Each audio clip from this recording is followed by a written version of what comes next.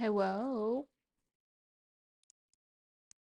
I'm a little stuffed up, you guys. I don't think I'm sick. I just think my nose was accosted by the airplane and it's a nose.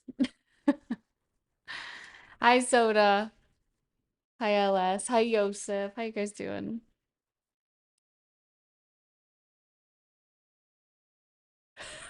Soda. Yeah, I just have super like sensitive, like my skin is sensitive like that too. My nose is super sensitive. And even being on an airplane for a little while, my body is not having it. I'm doing okay. I am a bit tired. Traveling was, I mean, we had a really fun weekend. But I mean, you guys know traveling's just a lot.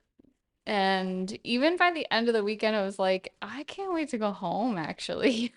Kind of tired. Yeah, we flew Frontier back, which was a mistake. We'll just say that. It was a mistake. Guys, can we just talk about Frontier for a moment? Um, you have to pay for soda, and they didn't even like offer water or anything like that. You have to pay, okay? And it's not like, oh, it's like $2 for soda, whatever. No, it was $5 for a can of soda. And I was like, hello? Are you are you serious? You serious with me right now? $5. Yeah, we learned. I've never flown with Frontier before. And we ended up getting it as like a bundle through Expedia, I think, so it was a little bit cheaper. But now I know. Now I know. We're not going to fly with Frontier again. We flew with JetBlue on the way. That was fine. Um, we like JetBlue. That's who we usually fly with. The wooden planes with the engines tied up with ropes. Honestly, Soda, it felt like it. And so, just to give you guys some context of my suffering, okay? So, I usually get motion sick on a plane, um, and I usually take Dramamine. And I forgot to take my Dramamine. Worst idea ever. Not that I, not that I planned it, but I forgot to take my Dramamine, and this plane was so rickety that I felt every single movement. And by the end of it, we got off the plane, thought I was gonna pass out, throw up, all that stuff.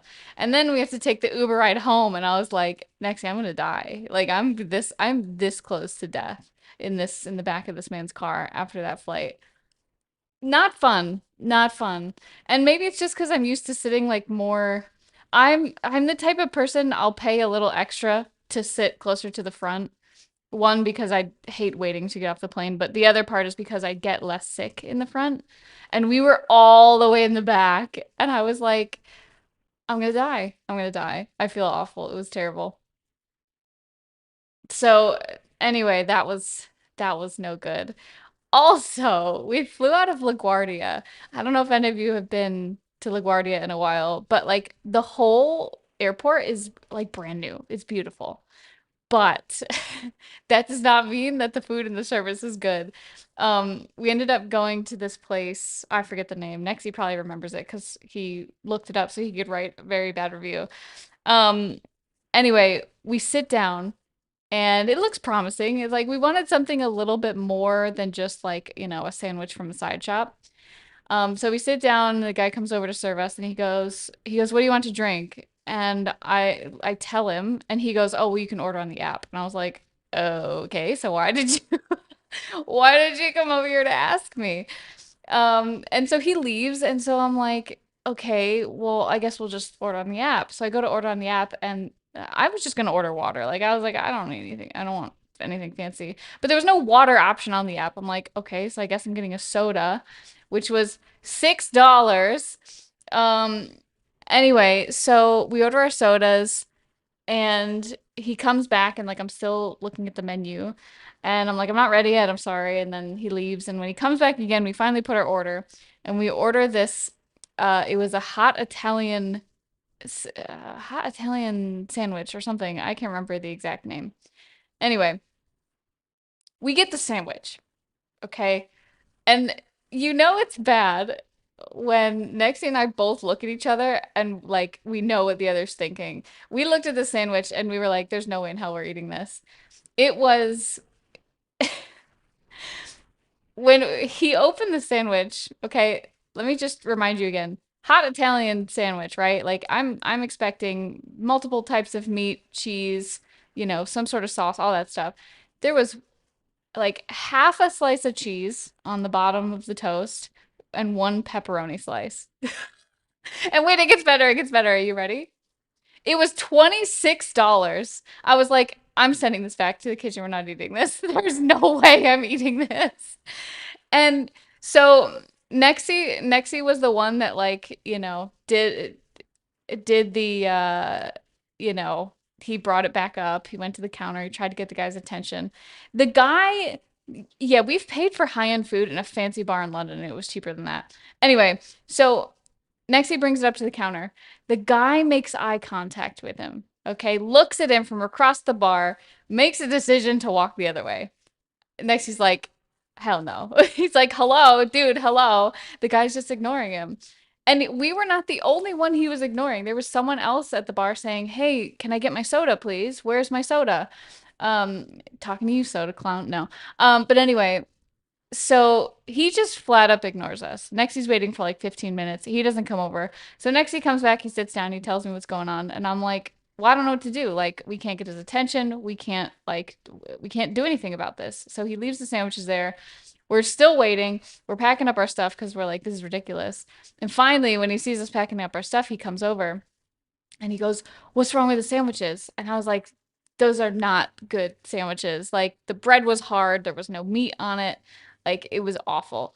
And we told him that, and he was like, "Okay, well you have to pay for your soda." And I was like, "Dude, we were trying." Like we were gonna dine and dash on some fucking $5 sodas. Like, what do you mean? So we pay for the soda and he doesn't let Nexi see the screen or anything. So Nexi still has to check his bank, but I'm pretty sure he like forced a tip, even though uh we didn't like we couldn't look at the screen, we couldn't do anything with it. And then we ended up leaving and we went to this different sandwich shop literally down the hall, paid half the price for this massive, delicious caprese sandwich. And I was like, why does this happen to us? Like we wanted a little extra and that's what we got. But yeah, we had a time. It was a time.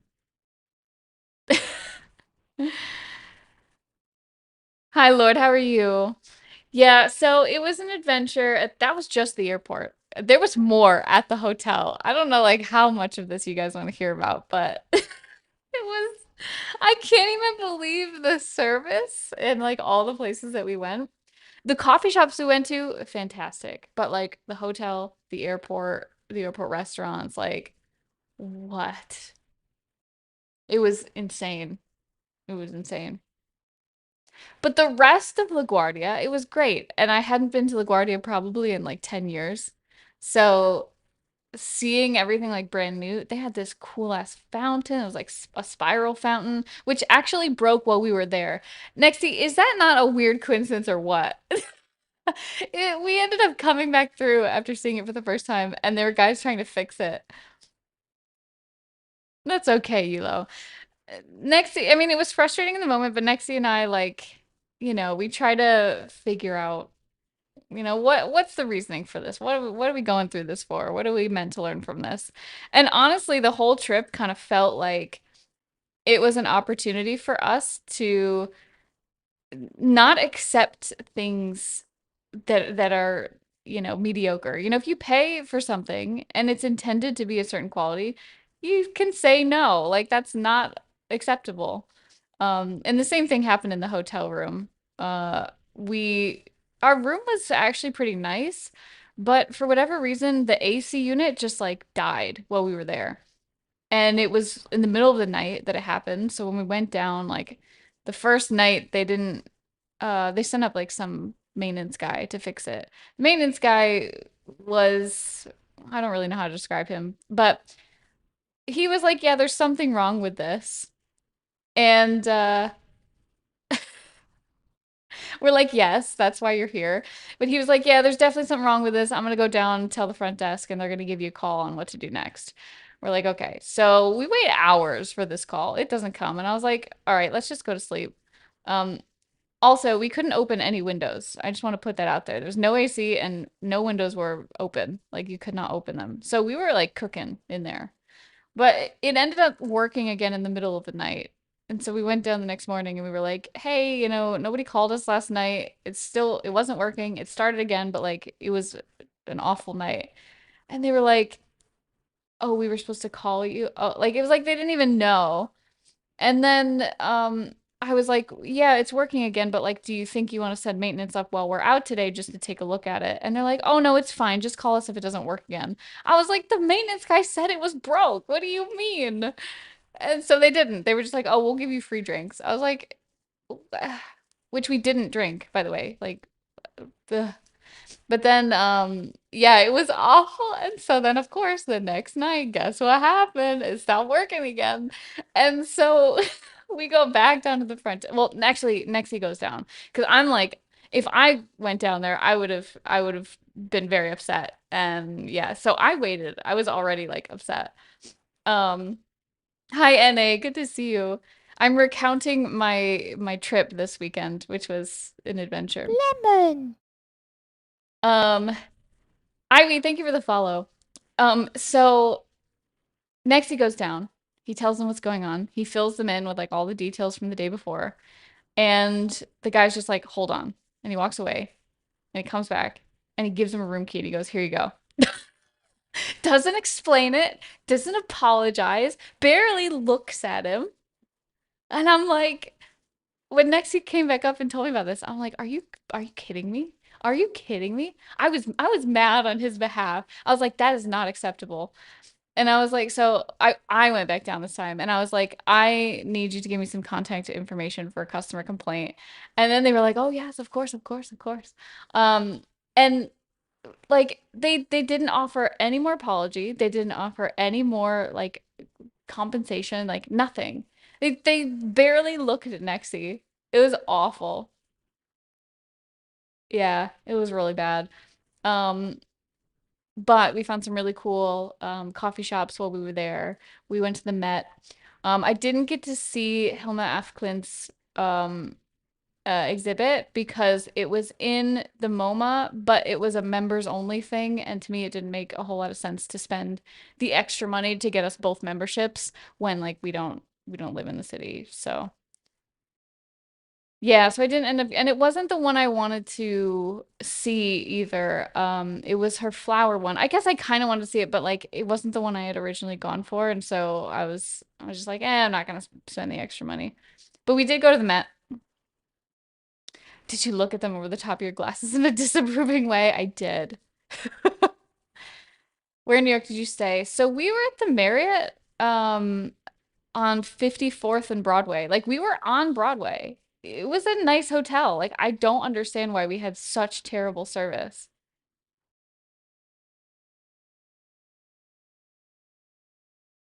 Yeah. But it seemed to be the theme of the trip. And it was like the more stuff happened, the more it kept happening. Yeah, practically Midtown. Yeah, we were like a few blocks from the park. I'm walking down Broadway here. Yeah, I'm walking here. Yeah, so I don't know. It was it was something.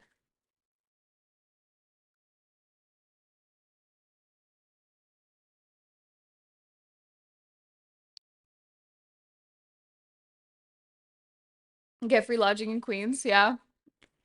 As your sibling lives there, right? Yo, hook us up.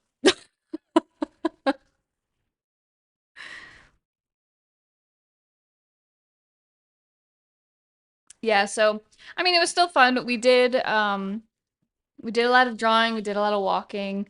We um went to the Met. It was really nice. We only looked at like my God, maybe half, if that. of the museum. It was, I mean, I've been there before, but I haven't been there in so long. You forget how big it is. And so we only saw maybe half of the museum, and we were there until 5 o'clock. I think we got there around 10:30. Left for lunch, came back, and then we finished at 5. I was like, I'm so tired. Oh, that sounds nice, LS. I used to live in Queens as well. I like Queens. We had so much more we even wanted to do. Like there were certain places I wanted to go that I hadn't been since the last time I was in New York. But we ended up getting donuts and going to the bookstore and coffee shops, and it was really nice. We went to this we went to this sushi place called, oh God, what was it called? Sh- my God, it's completely slipped my mind. Anyway, we had sushi the first night. Super good. It was like this little rooftop place. What's the matter with my AC? My room is all hot. You know what's funny, Soda, is our maintenance guy talked exactly like that. Oh God. Yeah.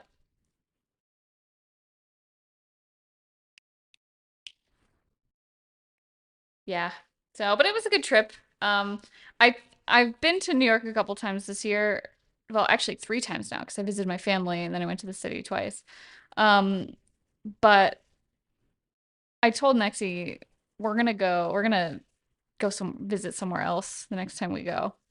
Like, I think I was a little New Yorked out this time.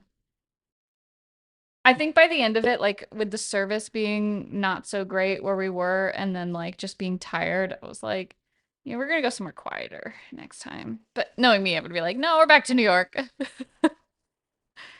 The star of the show on Broadway. Oh, I don't know about that. I think after the museum, I was like super tired and I was like, I just want to eat like gross fast food. I think we got McDonald's. Um, Literally, I was like, that's all I want right now. Just feed me McDonald's. And so we got McDonald's, but the rest of the time we got some really good food.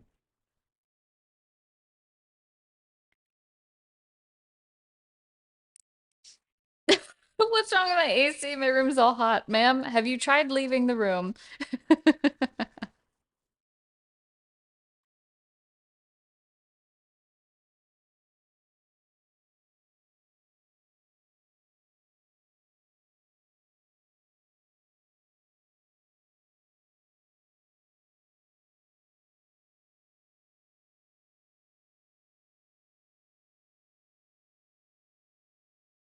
Anyways, I'm drawing flowers today again, by the way, in case anyone was curious or it wasn't clear.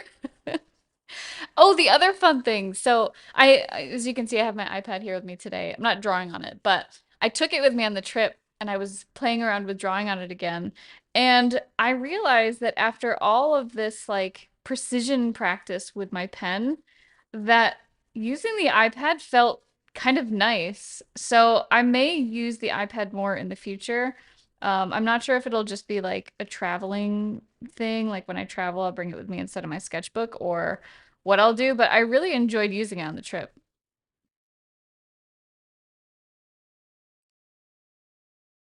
Hit up Flushing last time you were there. It was a vibe. Yeah, what'd you do? Don't know much about New York other than what I see in the series movies. I assume they're an accurate representation. It's pretty NA. I feel like there's definitely some stereotypes that are like pretty true. But then I also think there's like um I don't know, there's some things that are a little different. Like I think well, I don't know. I think there's definitely a vibe of like people keep to themselves and it's really busy, but like there's also some like nice stuff. Like people are nice like they are everywhere else. Um, but it is very busy. It is very busy and people do have an accent. Not everybody. It's a very like diverse city. False still. Everyone was in fact walking here. It's like the movies. Okay, I feel like Nexi has a better idea of like whether or not it's stereotypical because I spent so much time there that I'm like, this is home, this is normal. And then like, it's kind of insulting me to be like, yeah, it's total stereotype, but it's not. It's really not. Nice restaurant. My sibling took me to a mall where there's claw machines that they're hooked on. Oh my God. Two things about New York. One, a lot of people means it's potentially going to cause massive anxiety problems. Two, a lot of places that would be cool to visit. Yeah, it's I don't mind. I like the crowds myself, but I could see how like someone could feel anxious in like how large of a crowd there is.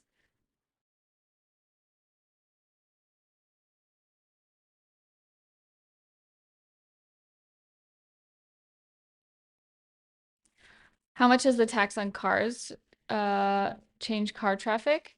Oh, I don't know. I didn't know there was a tax on cars. It's still like busy as hell. Like there's always someone driving. Always traffic.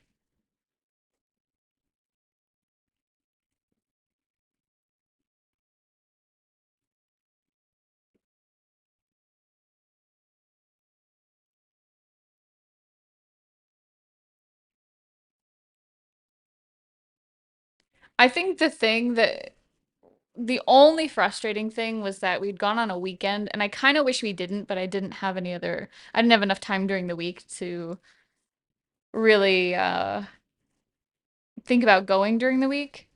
But we went on the weekend, and so everything was incredibly busy. And even at home, I'm the type of person that's like, I don't like going out on the weekends. I'd rather go during the week when like nobody's out so that, don't have to wait in lines, all this stuff.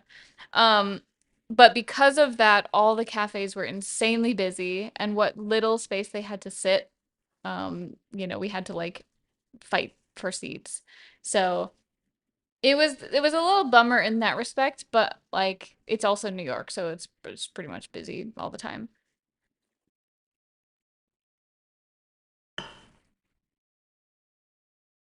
Oh, I get you, Yulo. Yeah, I think New York would be like a heart attack for you then.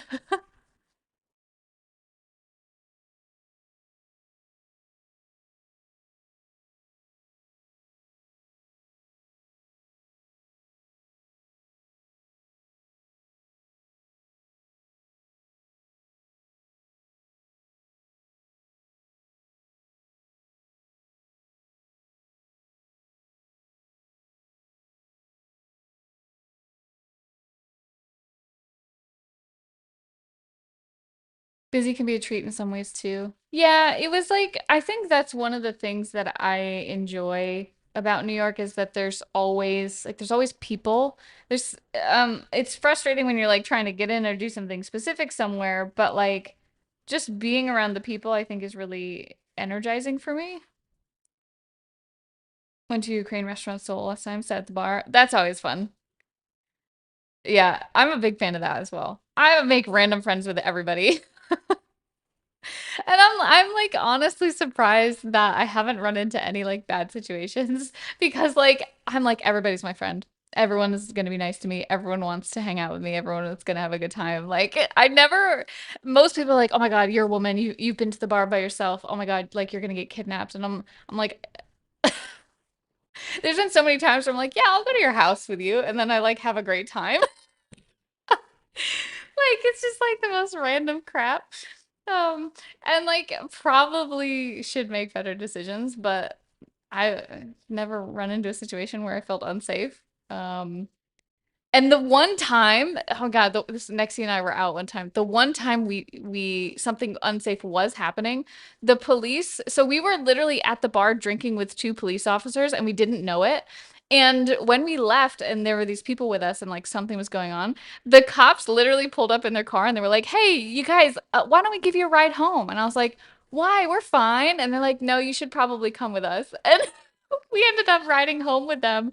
And they were like, "Yeah, we didn't like the people who were heading back with you, so we decided to just pick you up and take you back home."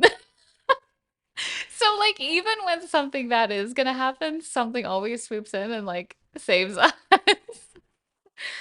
But it was funny because we were sat next to them the whole time at the bar.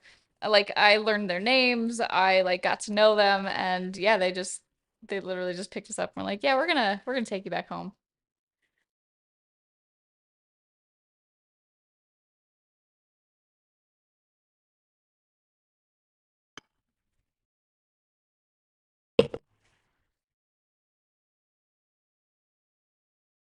I have weird luck with that kind of stuff.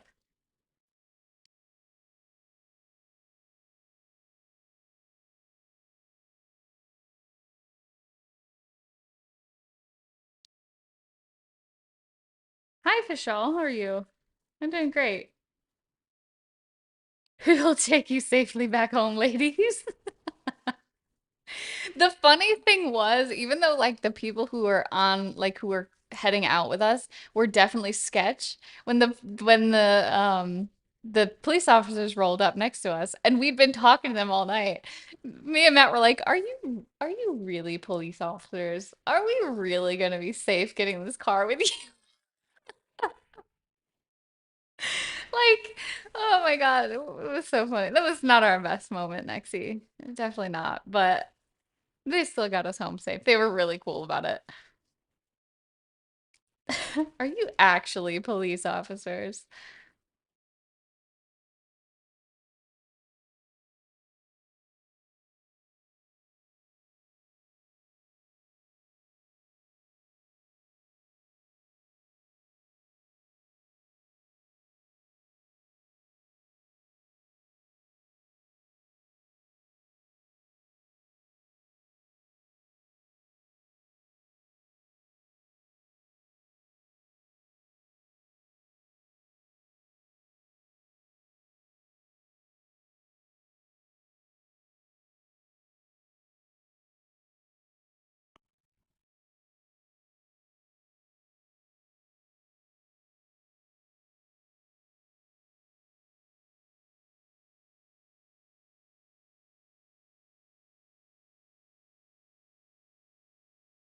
What?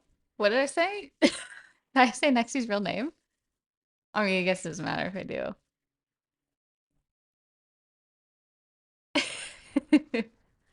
These days for me, less about chatting people up, but just being there. Most people, I think, look at me and go, dressed in military surplus. Is he the sketch one? What else is he packing?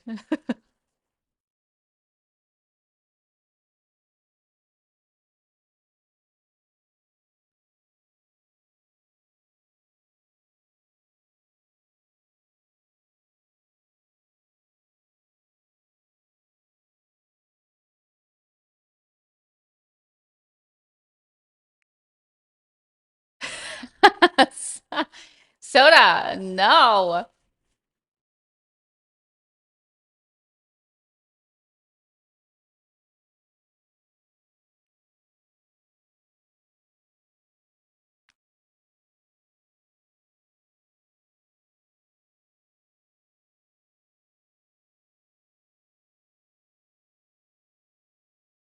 So anyway, long story short, we had a fun weekend. It was eventful. I'm happy to be home though. I miss the kitties. I did quite a bit of drawing, but it didn't feel like I got to be as like creative as I wanted to be. I think I was missing like I don't know. You guys probably know what I mean when you go somewhere and you just kind of miss home, like you miss the consistency of home and like having everything that you need and yeah, it was kind of like that.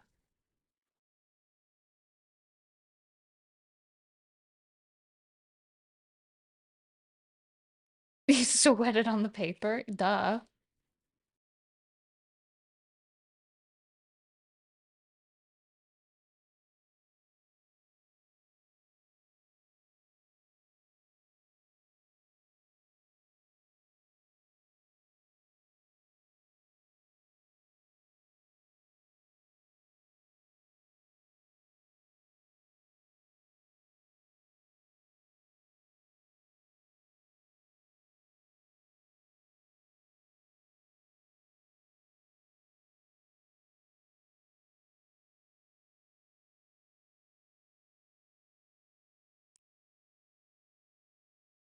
Stop trying to make sketch happen.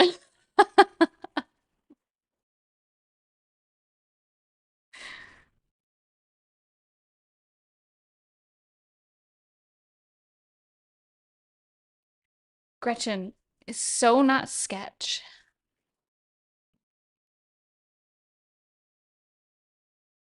Hi, Titan. How are you?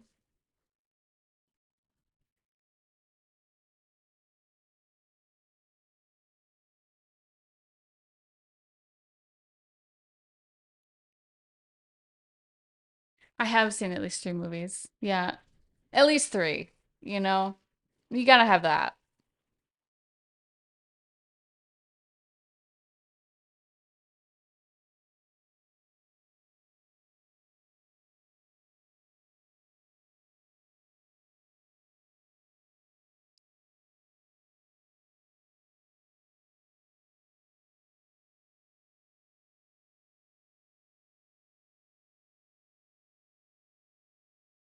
Also, I'm trying out a new pen today. I've been playing with the Micron. I don't know if you guys noticed or not, but I've been playing with the Micron. It's a very, very fine tip. I kind of even want to try a finer one. Um, but this was I literally had this one in my backpack just for weeks, and I had no idea what I was holding onto it for.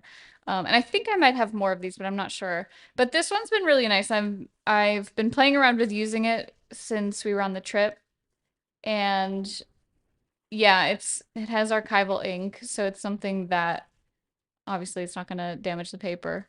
Yeah, it's not the Bic, I know. While I was in New York, I was also looking at maybe getting a Lamy pen. Like I wanted to try it out, but there was lots of like ink options and I didn't know what I was looking for. So I was like, I'm just gonna wait and do some research. But I think I want to try a Lamy pen as well. I'm graduating from the Bic, although I do have the Bic here just in case. Nothing quite feels like the Bic, but like this still, I feel like I still can draw in the way that I like, and I can always go back in and add line weight and things.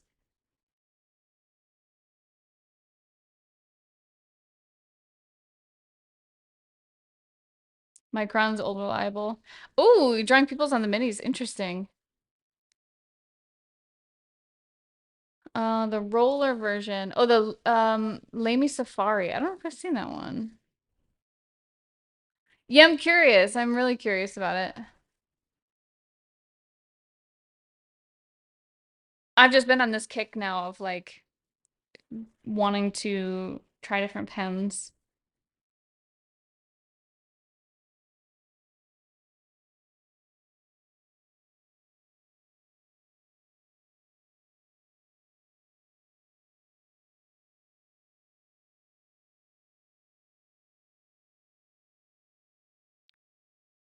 Streamscribe has been using Micron. He's maybe wanting to try them myself, even though I'm not much of an artist.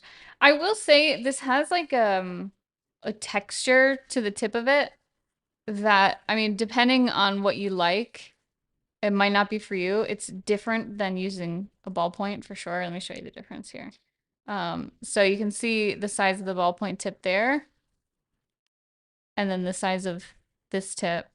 And the funny thing is, like, I feel like I can get the same level of thickness with both of these pen tips, but this one is a bit more like immediately dark, which makes it feel like it's just as thick of a line as this one. So I'm experimenting a bit with how I want to make that work. I do think these go smaller though, and I'm curious to try them. I don't know if that is going to be more or less enjoyable, but yeah, they look quite different.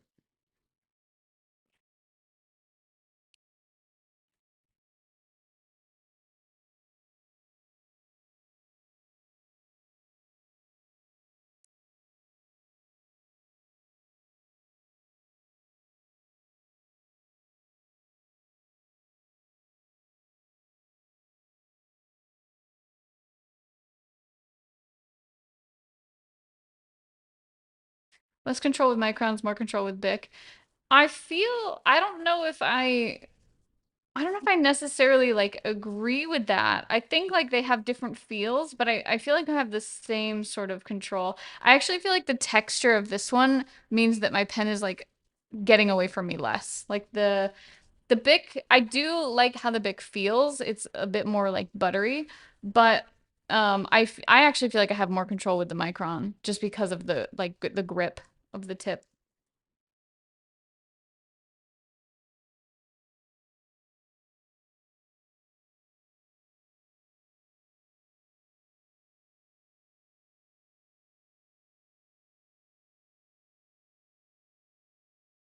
The other thing is I've been using it quite a bit. Um, I like to really get used to how a new tool feels before I like fully make a decision on whether or not I like it because I have this habit of not using it enough and then being like, I don't like it, but it's more just that I'm uncomfortable with the pen itself. Like I just haven't spent enough time using it. Pentel Graph Gear. Interesting. So do your band. So you're done for today. We're gonna put you back in the fridge.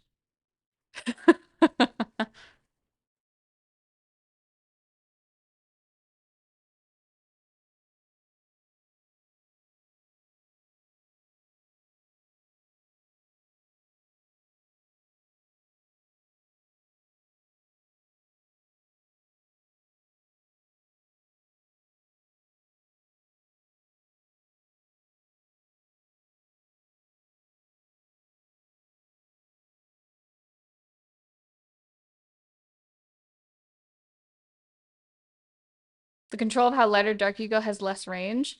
Oh, so when you said control, I'm thinking like physical control of the pen, like how it handles on the paper. The control of how light or dark. So I would say, yeah, it goes straight to dark pretty like almost immediately.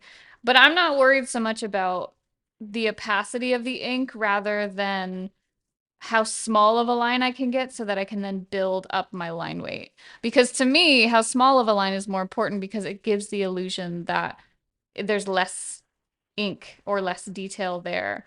Whereas, the Bic does that, but I have to really go over the lines a lot to make them this level of darkness. And that part doesn't necessarily matter to me because I'm gonna go in and add thicker lines. But I just need it to have a thinness to the lines so that I can then go in and build them up. Also, Titan, I wasn't saying that you hadn't used them enough. I was saying that I have the habit of not using something enough and then saying, oh, I don't like it, I'm not used to it. Going for 3 p.m. nap soon. This is your timeout, Soda.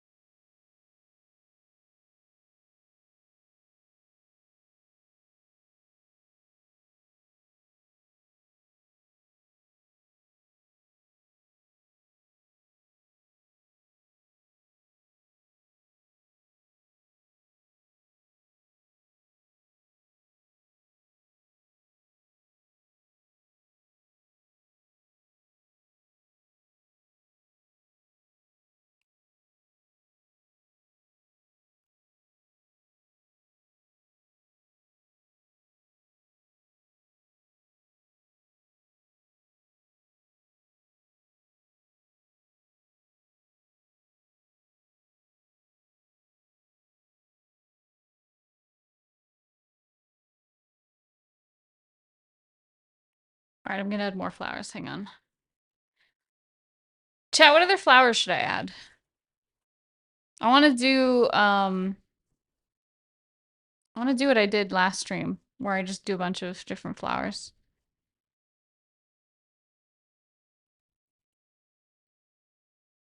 I could do another iris.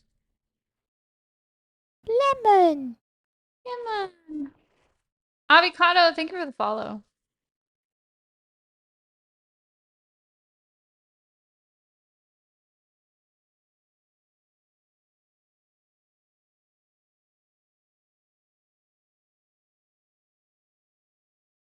Iris petals are so freaking pretty.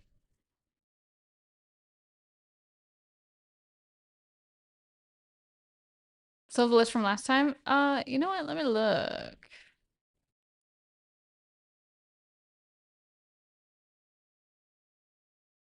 I do still have the list. Okay, we did gardenias, forget-me-nots. Let's see.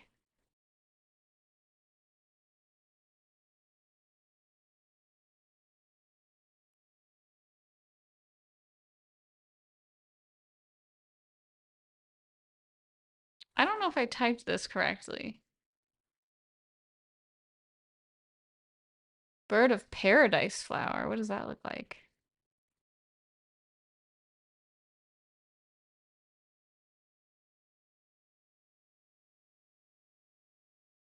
Ooh, he's so spiky. He looks like a hummingbird.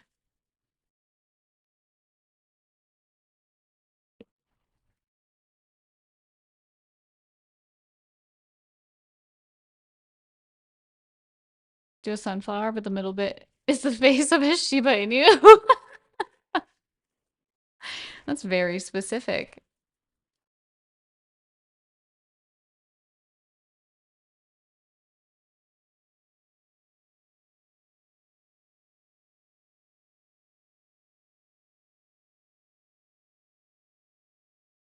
So really pretty.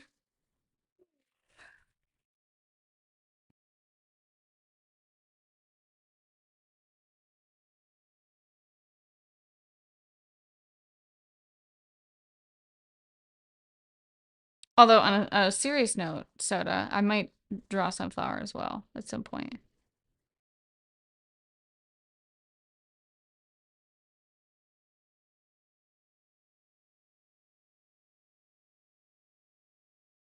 All right, I've never drawn this one before. This is gonna be fun. We'll see how this goes.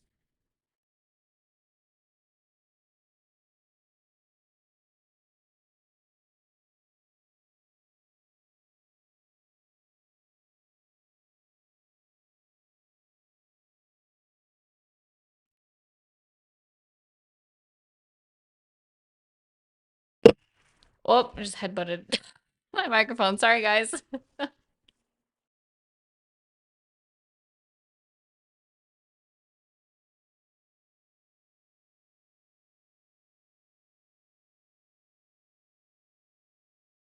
Really been enjoying drawing the flowers recently. I bought while I was in New York, actually, I went to Strand and I found this book. Um, Tons of drawings of flowers in it. It's like one of those books before we were photographing the flowers. Um, but yeah, really cool drawings in here. And there's some pages in color as well that I thought was pretty cool. So it's got the drawings and then it's got some color. It also talks a bit about how to identify them.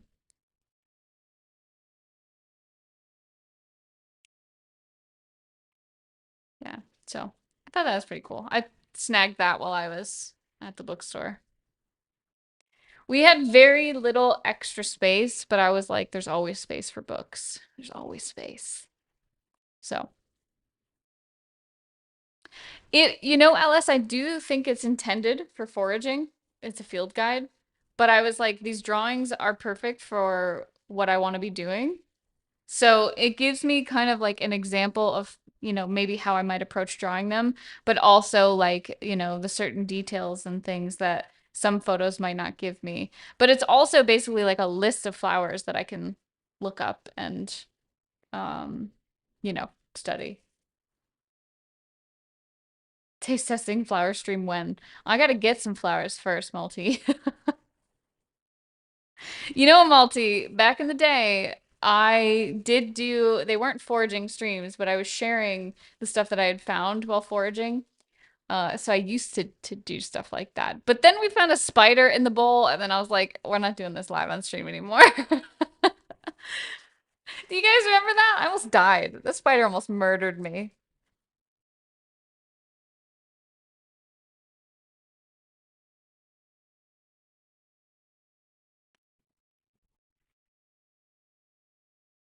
Getting into your JoJo O'Keefe era minus the subtext.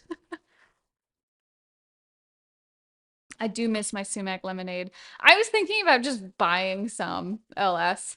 One, because I feel like it's much safer to eat, but then also because less effort, and I don't think there's any sumac where I live right now.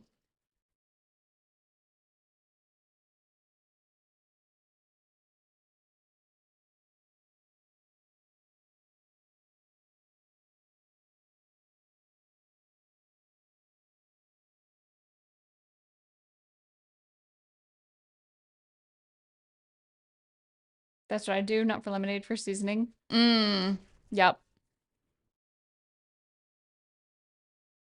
At first, I thought you were going to talk about your double lemon eating streams. Oh God, how could I forget about those? You know, there was something about eating a whole lemon that really did feel like it was good for the soul. I felt like a new woman after I ate those lemons.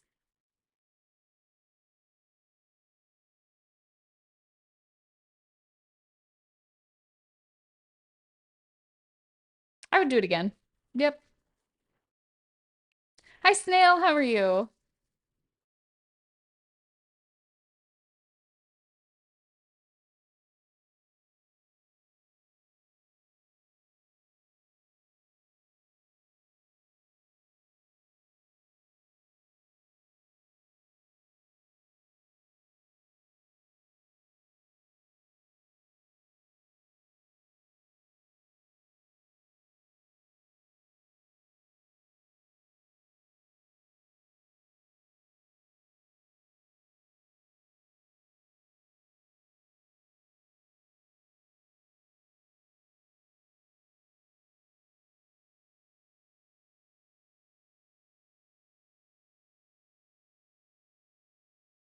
Is this art?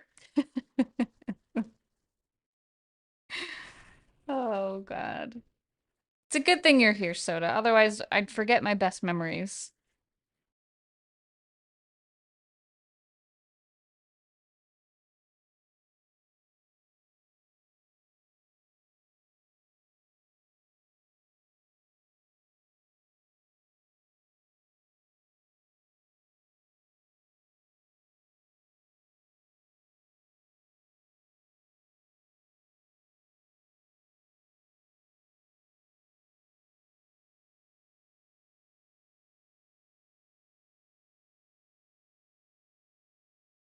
So the turtleneck beanie googly combo saves somewhere.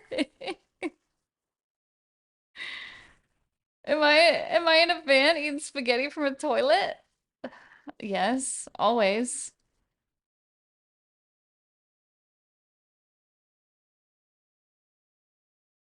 You know, I still have the van and she's still kicking, but I've thought about selling it. I've thought about getting getting a new car, you guys. And by new, I mean some other beater. But the the van is just so big. Um, and I have a hard time with the thought of getting rid of it because every time I'm like, I want to sell the van, then I have something that the van really comes in handy for, like moving something big or like just, like right now I have like an old mattress we have to get rid of. I also have an old computer chair we have to get rid of. And I'm like, oh, the van's great for transporting this to the dump. But like realistically, is it? Yeah, I don't know. How's the Cassetti holding up? Oh, Cassetti has been retired. Long since retired, Soda. Were you handing out candy to kids from a white van? NA, we would joke all the time because my van on the outside looks like the kind of van that parents tell their kids to stay away from. It looks like I would hand out candy to kids. It is a creepy looking van on the outside. The inside, it was wonderful. The walls were covered in this like dark wood. I had my Silasay light illuminating the inside. I had my Cintiq mounted in there, little kitchenette, little bed. Like it was real cozy. But yeah, the outside, it was probably for the best because nobody bothered me. Like You know how a lot of people say when they do van life, a lot of people will like come up and try to talk to them or like see inside the van. Nobody came up to my van. Nobody messed with me because my van looked like I would murder you if you got too close.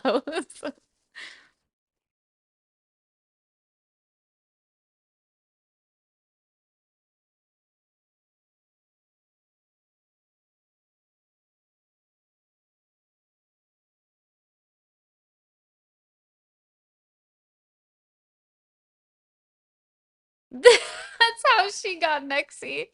Imagine driving my van over the ocean just to bring Candy to the UK to lure Nexie out of his house.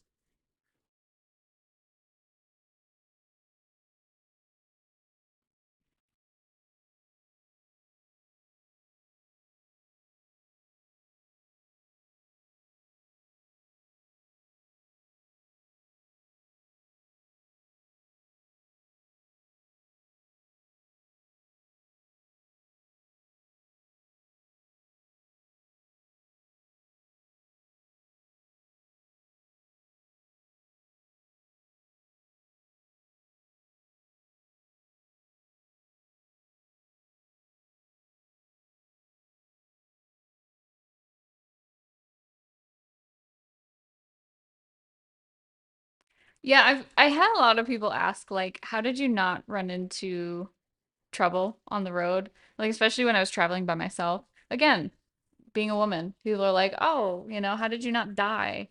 And I really I think I chalk it up to the van being as creepy as it is. Like no one's going to approach it. They're more afraid of me than I am of them. And it's only gotten like it's only gotten creepier over the years. You know, the paint kind of chipping off a little bit and the dents looking dentier. It's severely overdue for a car wash too. But now I have this, even when the cats aren't with me in the van, I have this phobia now of the car wash because every time I went to the car wash, something traumatizing happened with the cats. Like the cats would, Lenny would always just jam herself somewhere where I couldn't find her. The first time it was in like there was this hole in the ceiling and she got in there. And then and she was in there for hours. I searched for her for hours. I thought she'd gotten out of the van. No, she was just hiding in the little hole. But then the other time she went like up and underneath the the dash, like where the gas pedal is. She like climbed up there and I was like, "Cat, we're not allowed to do car washes anymore. Like this is getting out of hand." So now I haven't been to the car wash with it in a very long time. Because even though Lenny's not in there, I'm like, there's too many terrible memories around this, and I don't know if I can handle doing this again yet.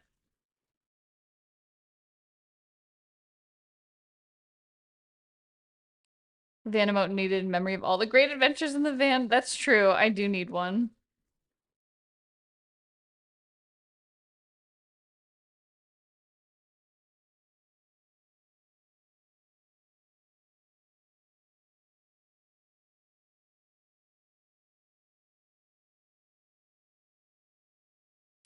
The trend with your cats and hiding in places of great oddity. It really is. Oh my God, LS, I didn't tell you. This happened recently. So above my cabinets, so I have cabinets mounted like all the way around the top of my kitchen. And there is like this one section where if you can think of like the cabinets, like they kind of go along the wall and then like this, and in this little section where they like meet at the corner, there just isn't a cover. So there's like a huge hole that you can just go down in, right? So naturally, Luna gets up on the fridge and then goes on top of the cabinets, and then for in all the time that I've been here, she has not jumped in that hole. She's always kind of hinted at it. She's been like, oh, I'm curious about it, but she won't go in there. Well, the few weeks after Nexie comes back home, Of course she jumps in there. The whole time he's like, "Oh my God, she's gonna jump, she's gonna jump." And I'm like, "No, it's fine. And she hasn't done it in months." Well, she jumps in there, and we're both panicking because there's no way for us to like reach down in there.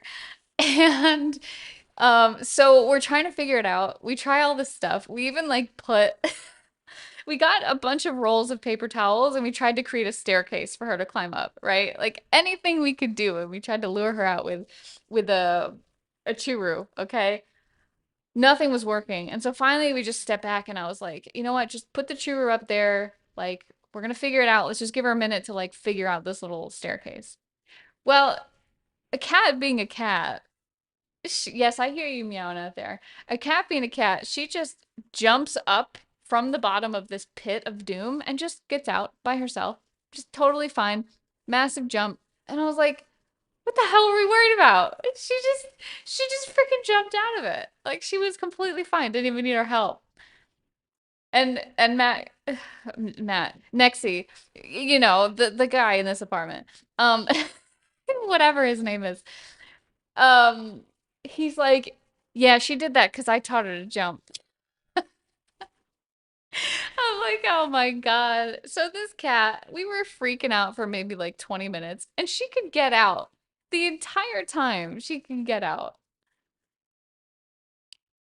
Insane. Absolutely insane.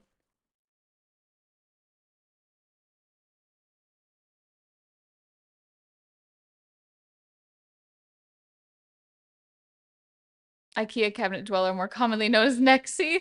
Yeah, I keep like swapping his name. It's fine. He's not being doxxed if I tell you guys his real name. I'm pretty sure all of you know my real name as well, so it's fine. Wait, is that Yzma? I think that's Yzma. Yzma, I would let you in, but you're gonna eat the jasmine plants. Yes, you will.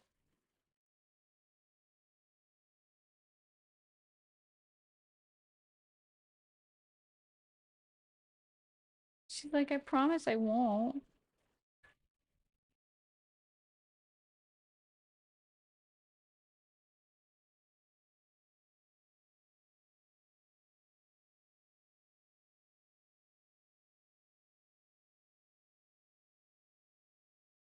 So many times the cats have gotten into weird places. Um, Yzma is deathly afraid of strangers, and the first time that LS came to visit, she had a meltdown. And I had this water heater in my bathroom, that was like wedged into, it was like this rectangular corner right next to the sink. So there's a water heater there, so you can't really get behind it unless you reach over it. It's quite tall. It was almost as tall as I was. Well, when LS came to visit, she jumped behind this water heater. And Yzma's a heftier cat. She's not as agile as Luna. Luna's this little Siamese, like little sleek Siamese cat, and Yzma is this chonky, like she's just a chonker. She's a big girl, right? So when she got back there, I was like, there's no way she's getting out. And so we kind of like we gave her a chance to like chill for a bit, but then we ended up having to fish her out with a grocery bag. So we like put a grocery bag on the floor so she could crawl into it, and then we lifted her up and out. It was like a firefighter rescue mission. And I don't know what it is in my cats where they just like they find the worst places to hide. And and I lose my mind forgetting that they're cats. Like if there's a good chance that she could have jumped out, but like I should have just left it alone, right? But I was so worried about her not being able to get out that I was like, we gotta save her. We gotta get her out. Hi, Avis. How are you?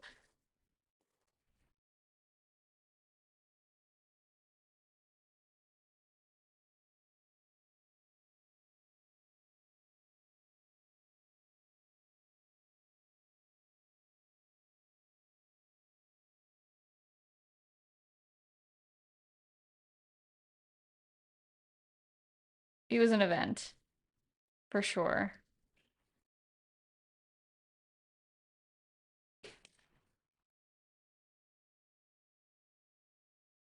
Are you letting Isma in? Yeah, I heard her yelling. Um, Should I have a coffee? Chat, should I have coffee? We're gonna let like this side.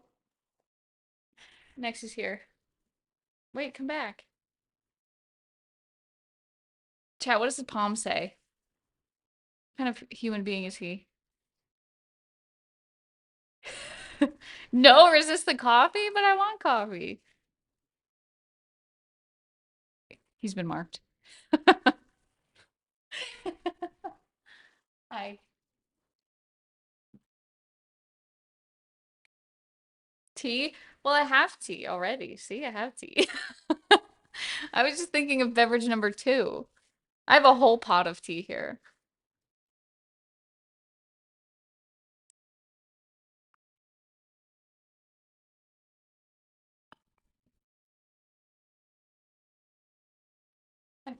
I think chat's basically saying no tea. Or I mean no coffee. Is our milk still good? I guess we weren't on that. Make a lot of coffees today. Hmm. Okay. You like my flowers? Thanks, dude. Did? Thanks, dude. I like my flowers too, dude. Chat, you like my flowers, dude? I did. You know what? I kind of do want some coffee though. Chat, can I please have coffee? I dig it. I like flowers, dude. I'm like so far from finished with them. I like flowers. Thanks. Thanks, Titan. I like the flowers. Did. Did. You for some reason you came over and went, dude, and then you made the most mouth noises I've ever heard. Sorry, chat, did. That was really funny. I do in fact like your flowers, dude. Thanks, dude. What's up, Fox? You guys can come in, yeah. Yasma, if you eat the jasmine plants, I will have a stern conversation with you. I see you going right for the plant. Yasma, come here.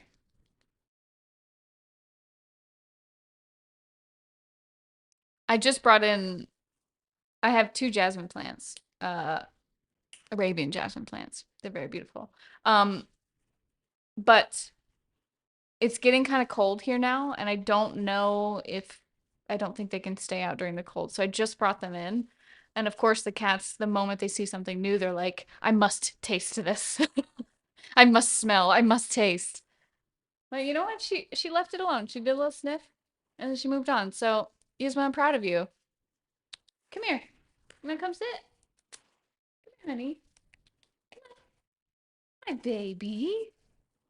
You wanna say hi to chat? Come here. Come here. Right here. Come say hi. No, she wants to cuddle. She wants to cuddle really badly. Hi, honey. Jasmine, just like your real name, Jasmine Frogurt. You're right, Soda. What a name, though.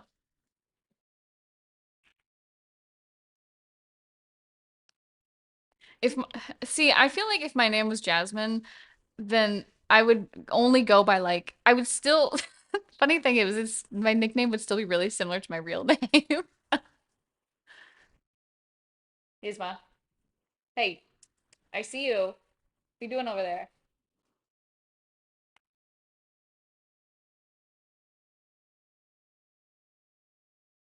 Reminds me of the one random day Yasmin decided she was gonna sit on my chest. Yeah, when she sits, you don't move her.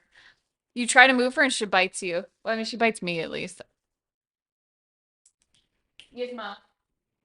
Hang on, I gotta move her.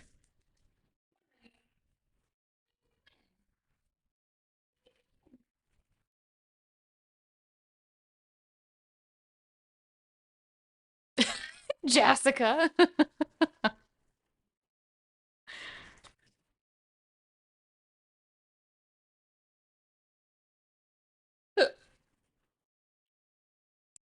J Fruity.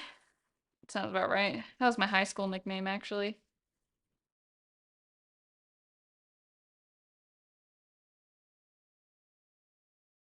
It was all those grape Laffy Taffies I used to eat.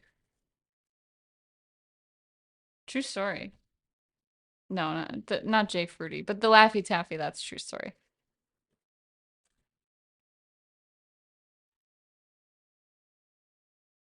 I think she just wants attention. I think that's what she wants.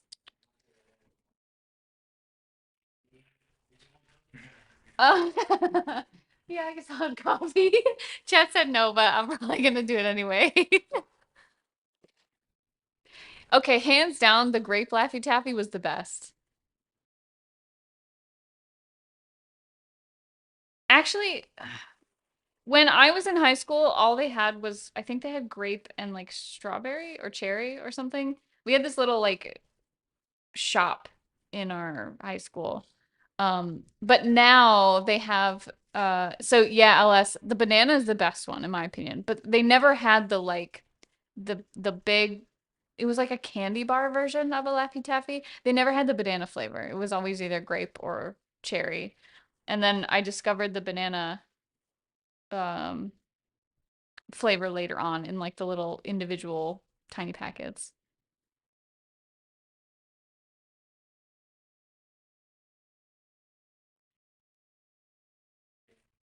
Did. You like my flowers, did? I just like really like my flowers, dude. Sometimes I just can't stop drawing flowers, dude. Going for a coffee nap, have a protective stream. Don't forget to send me the prints. I may or may not have one. Oh yeah, that's right. We're only 2 subs away from doing a print giveaway. I totally forgot about that. Soda's probably gonna win.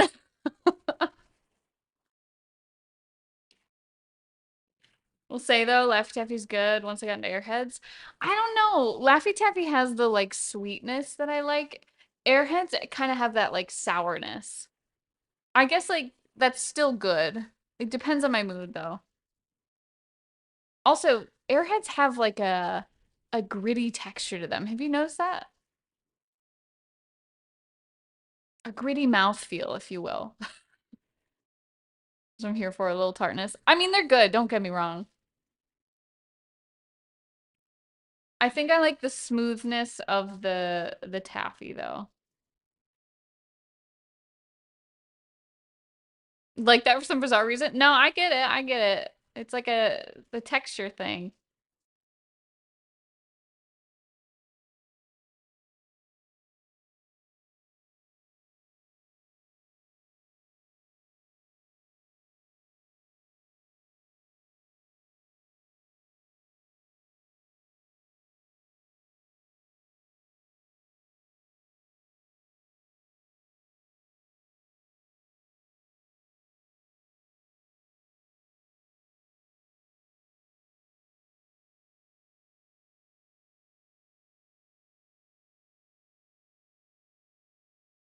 You ever met anyone who hated chocolate?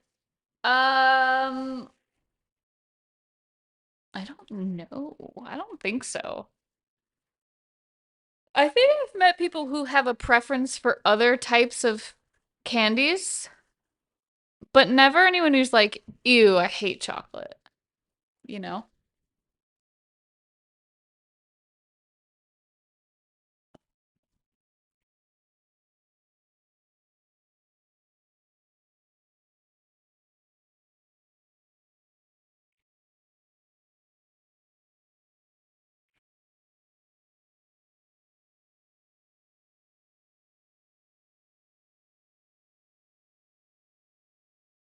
I have met people who hate white chocolate though, which I'm like, that's a crime. How dare you? How dare you speak about white chocolate like that in my presence?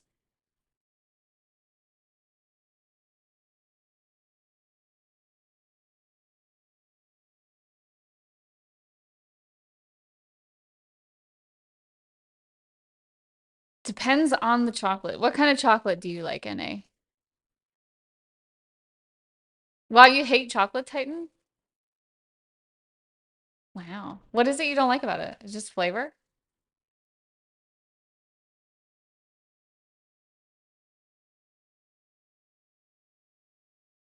there's certain types of chocolate that I won't touch either. And part of that's because um being in the UK and then having better chocolate than what's in the US, I'm like I will never I will never have certain chocolates anymore. Massive bitterness of chocolate? Bitterness. Interesting. Hi, Avis. Welcome back.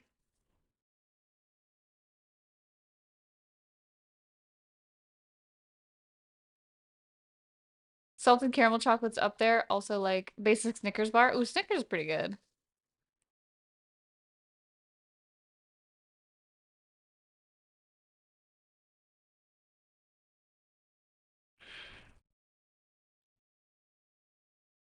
Hang on a second.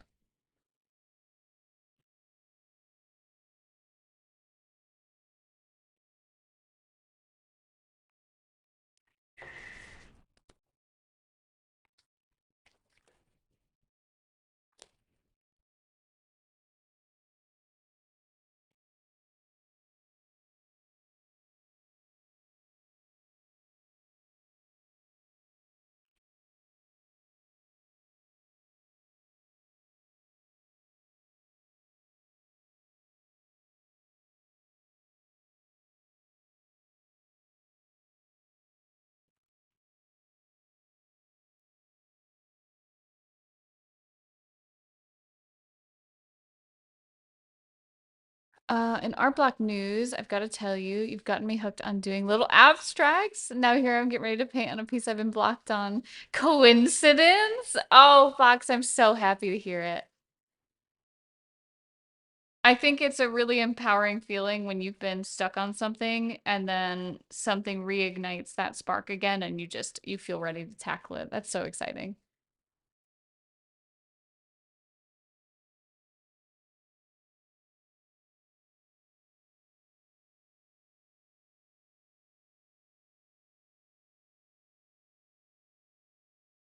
Take care, Titan.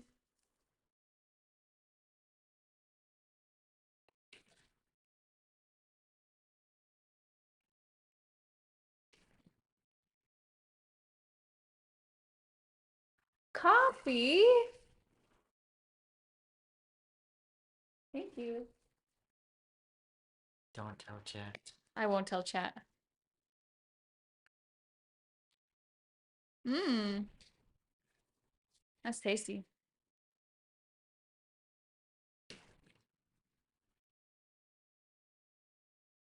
I'm very happy to help, Fox. I'm really happy to hear that. I'd love to see some of your abstracts too. If you're in the Discord, feel free to like when you share in the art share channel, feel free to tag me.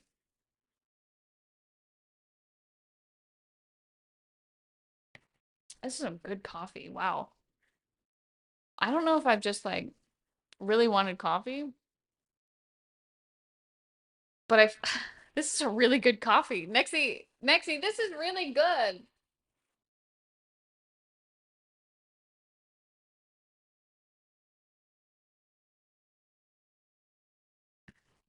Wow. That's really good coffee. Yeah. There's something about it that like I feel like we didn't have this good of coffee on our trip. You think so? It's really good.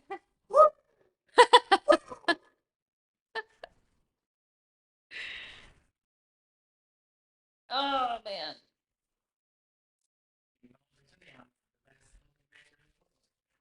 Is that what they say? About me. No? Wow. Thank you. That's really good coffee. It's all really good. I just had an idea while I was sitting here. So I was thinking about um like building up on this and how like there's still some areas where I feel like maybe things are a little darker than I want them to be. And I just realized, chat, do you know if Micron makes different color like gray tones for their pens? Because if I got a gray tone, I feel like I could do the same thing as what I do with the Bic pens. Archival gray. They do have gray. Hang on, I'm on Amazon now. I don't know why chat was against coffee. Coffee's good. I think they sensed that I was like, I don't know if I should have coffee. And then they were like, yeah, you shouldn't do that. But then my body was like, yeah, but you're gonna do that.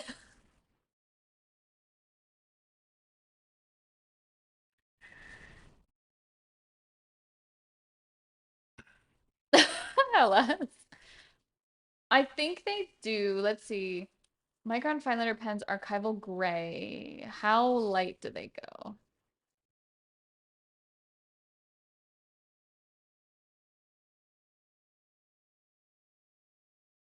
Okay, so they do get pretty light. I might look into these.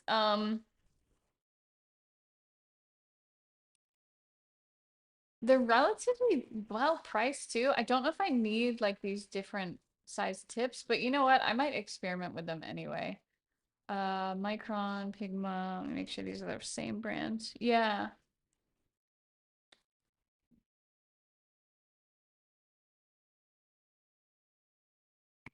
Because then I could do the sketchy part in gray and then come back in with black.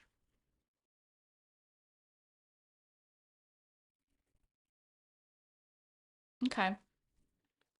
Might try that. 10 pens. I don't think I need that many.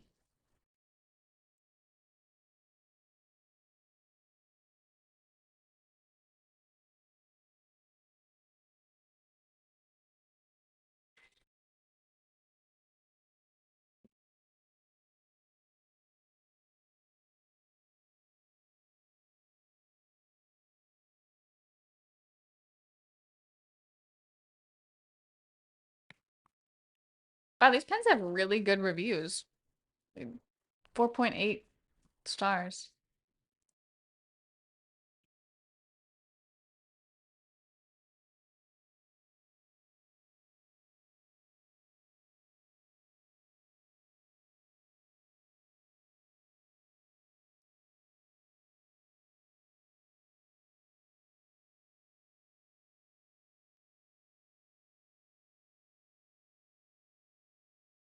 Okay, well, they won't come till tomorrow, but that's okay.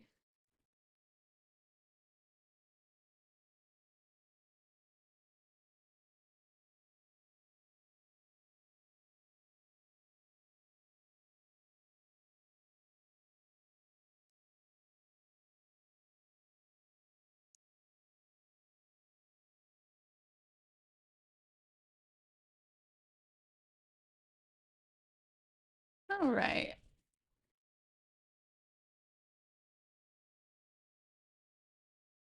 20 bucks. Not bad.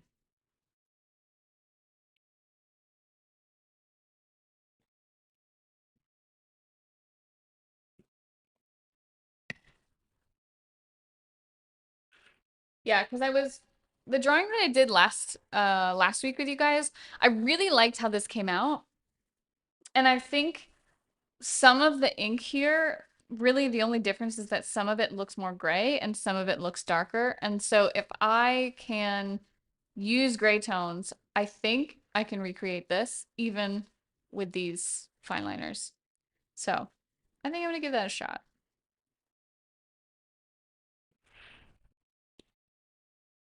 Yeah, I was doing a little comparison of like what looks different here. I like the flowers, dude. Thanks, dude. I like the flowers too, dude. Appreciate it. Appreciate you admiring my flowers, dude.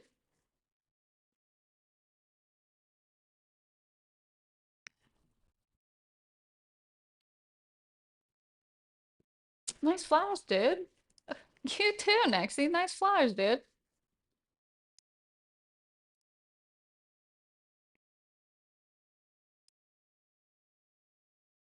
Oh, NA. Thank you for the biddies. Oh, wait. Gigantifying emo. Oh, you've used 30 biddies. Nice. I don't know how that works. Is that like, I didn't know this was a thing. Biddies.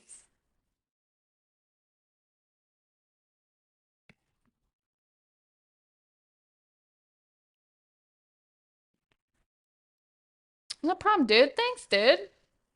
Dude.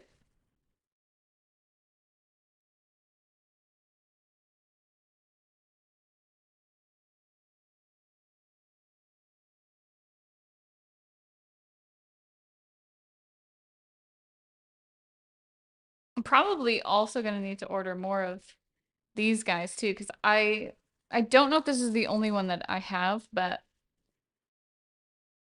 something tells me that if I can't find another one, yeah, it's gonna run out pretty quick. I haven't used these on my other paper though, on my waterproof sketchbook. I wonder how that's gonna function.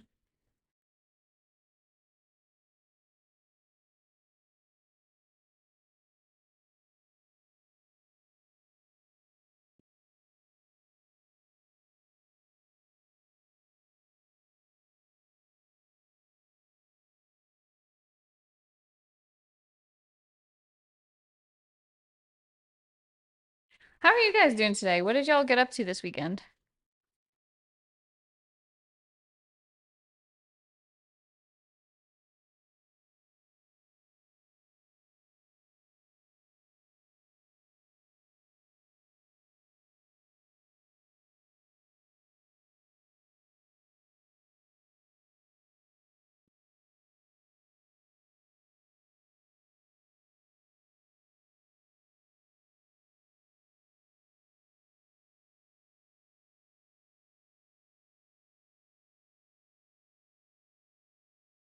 Working on a character design of a team right now, and I'm infected by Silk Song. What is Silk Song?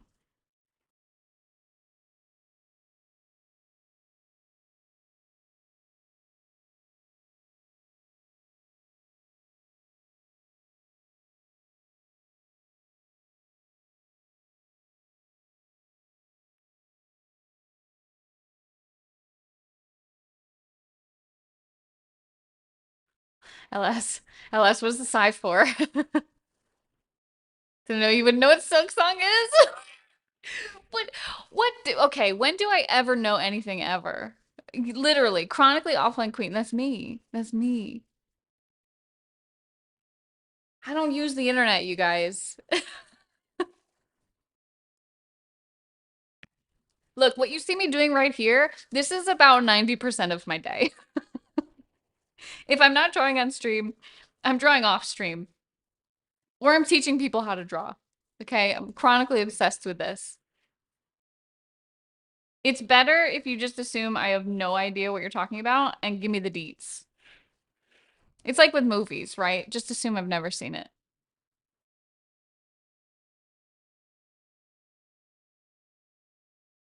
Sometimes when I show you fan art, I have to stop and think, do I need to explain what this even is? The answer is always yes.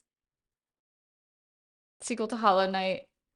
Oh, a peak Metroidvania. I don't know what Hollow Knight is either. I said oh like I did, but I don't.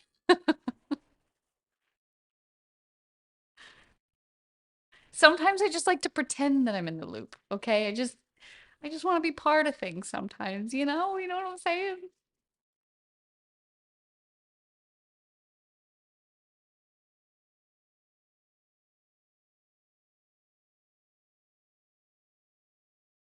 Really well made indie game. Ooh, okay.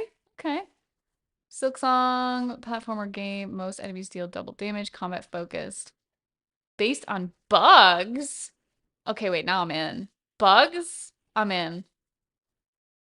Also, LS, even though I know what we're talking about, I read the line three dudes in Australia and like out of context, I was like, wait a minute. What are we talking about again? You saw a screenshot of the art style, think you would get it? Yeah? I would never play it though, because like I said, 90% of the time, this is what I'm doing. Even more so after getting out of my art block. It's kind of been like crazy since I got out of the art block. It's like good luck stopping me. There's even moments I was kind of a jerk on the trip too, because I said to Nexie, I was like, I just wanted to draw and all this stuff was going wrong and this and that. And it's like, I need to do other things sometimes. Oh, get it as in the influence. Okay, I got you. I got you. Lemon. Hi, Skull. Thank you for the follow.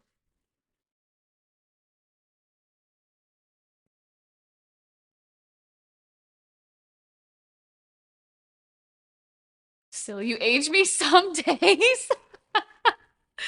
Wait, wait. No, no, no. Wait. I'm older than you, sir. If I'm aging you, then I'm grandma.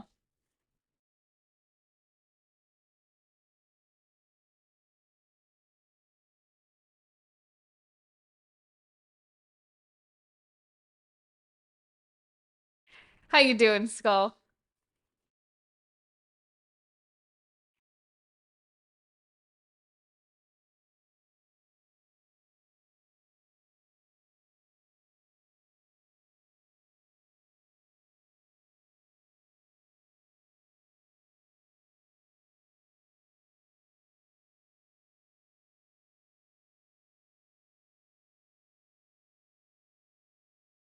Here chilling. Love it. You making any art or you just vibing?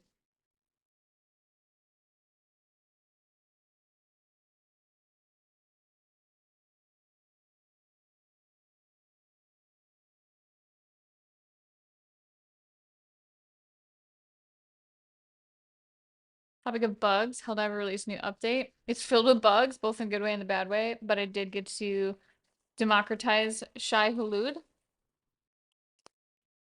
I don't know anything about that, LS. Tell me more. Praying breakfast, do art, world building via art. Ooh, I love that.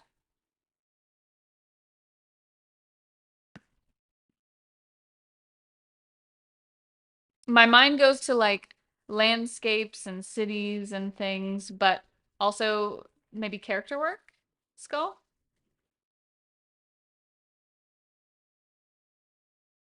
Characters, monsters, all the goods.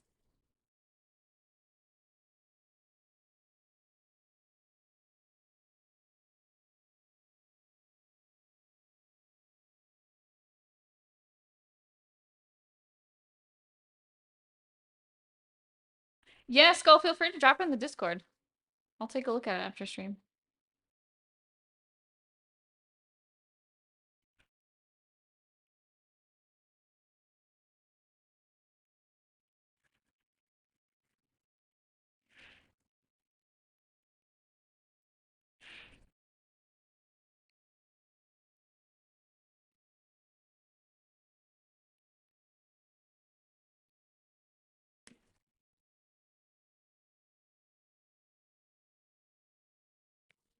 This coffee has no business being this good.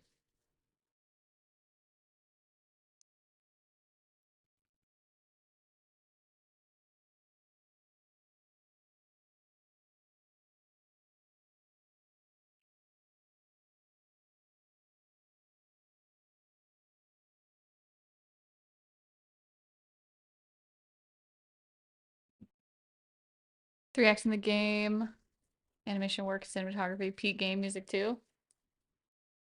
Maybe games are one of those things that work best for me when I'm like watching someone else play while I do something else. Because like then I can be part of it, but I can kind of do like two things at once.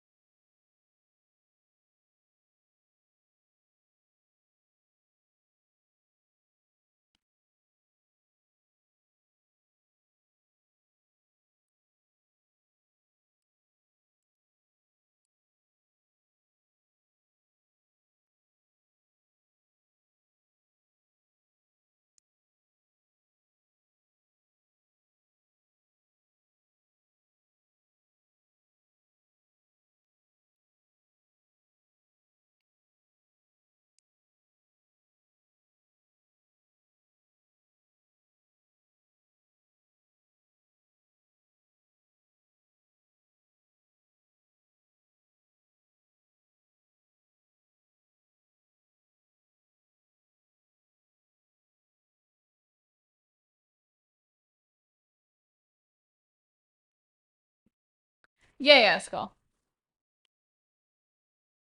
Your work is fine.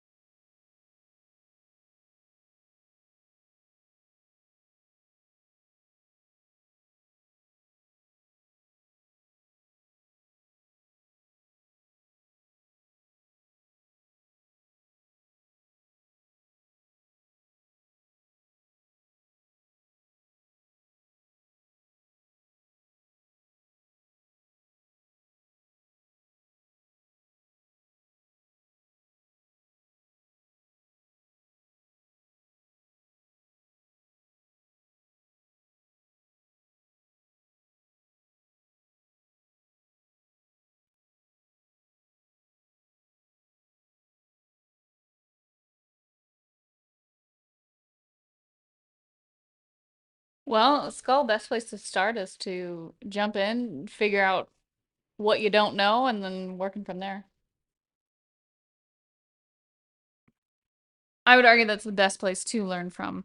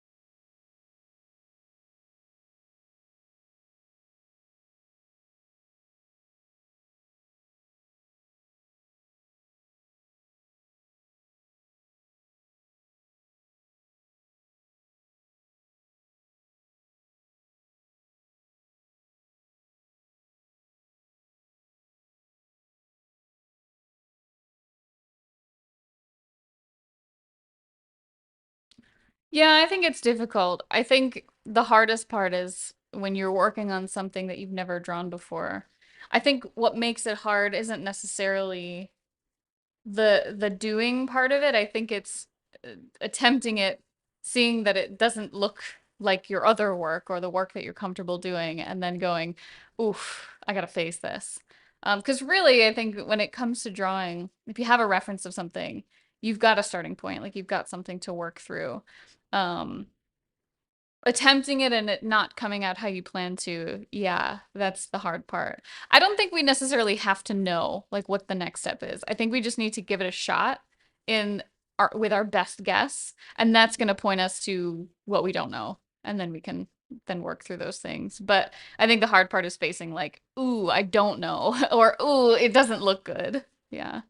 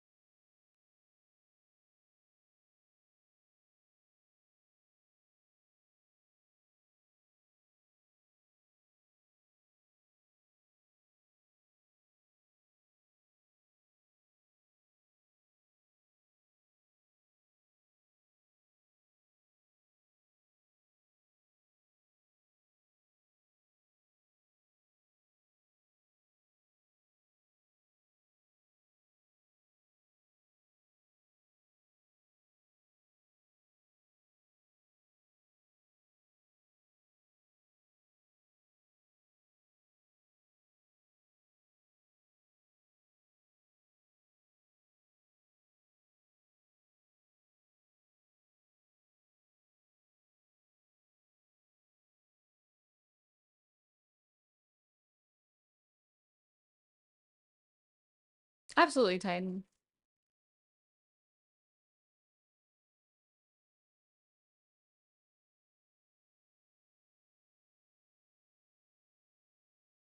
You always try to study the theory.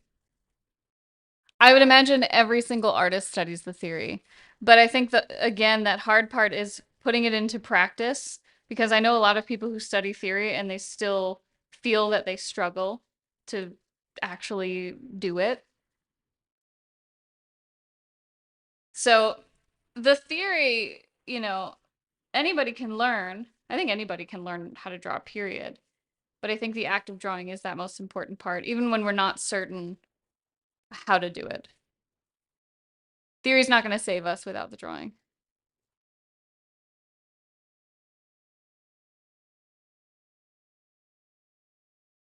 And that's the hard part, is showing up for it.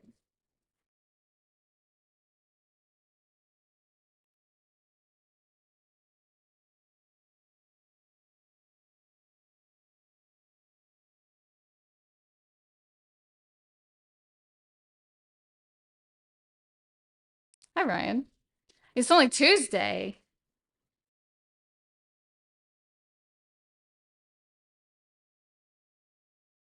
Ryan, you having a long week already?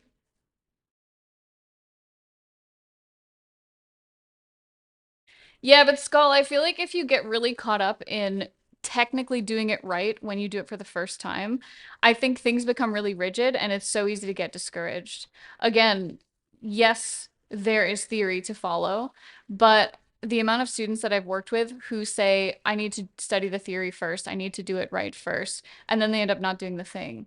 So, again, I think it's more important to simply do it, study as you go when it applies to what you're learning. Otherwise, it's really easy to get stuck, or it's really easy to feel like, what is the point of anything that I'm doing? Because I didn't start drawing to only study. I started drawing because I wanted to draw particular things. So I think it's very important you allow yourself to do it with some leeway on the theory because that rigidity is it can be very stifling. And I think it gets in the way of expression, which I think is far more important than getting the theory 100% correct.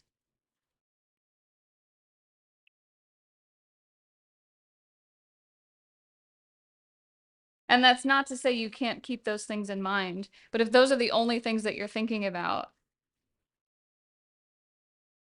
I don't know. I would play around with it. Ask yourself what you like, listen to your intuition, and then build on it. Then revisit with some theory.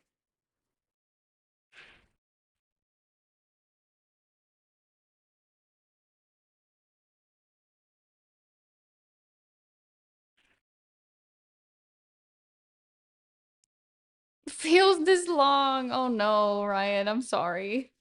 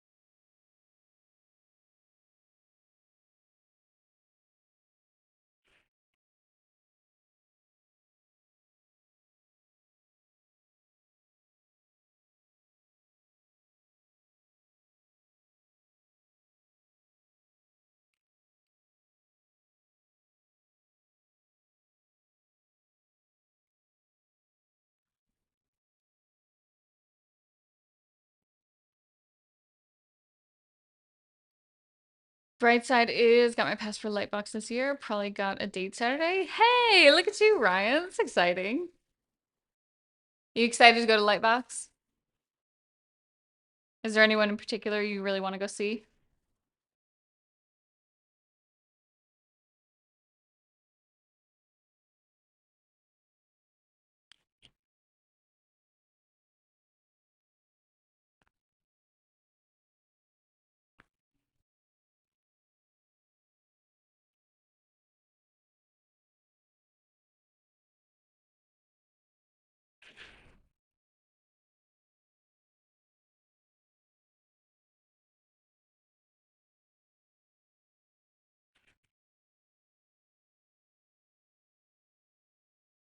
You want to go to Lightbox too, Titan?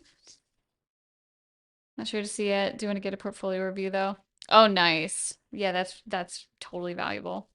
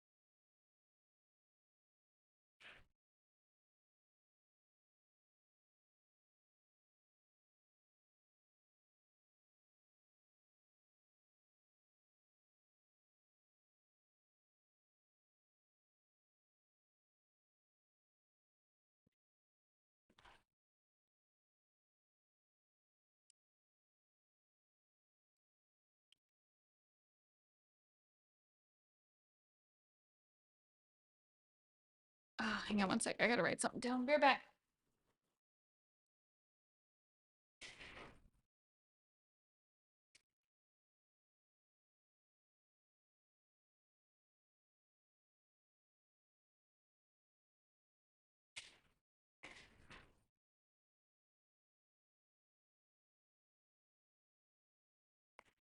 Okay. The amount of things that have come up since I've been been on vacation and come back, I'm like, there's so many things I need to do. So many.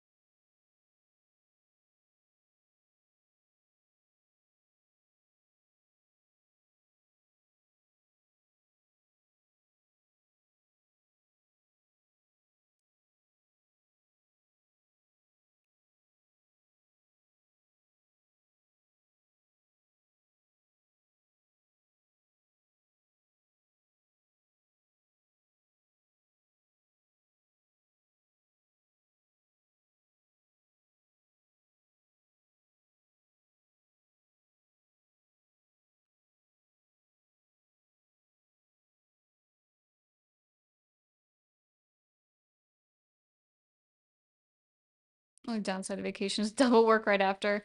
Yeah, it's not even necessarily like the extra stuff. It's just little reminders. Because I was only gone for the weekend, but it was just little reminders that would come up while I was out. And of course, because I'm like checking my phone and work stuff while I'm out, like a ding dong. And so I'll be like, oh shoot, I need to remind myself of this. When instead I could have just waited to check my email, waited to do all of that.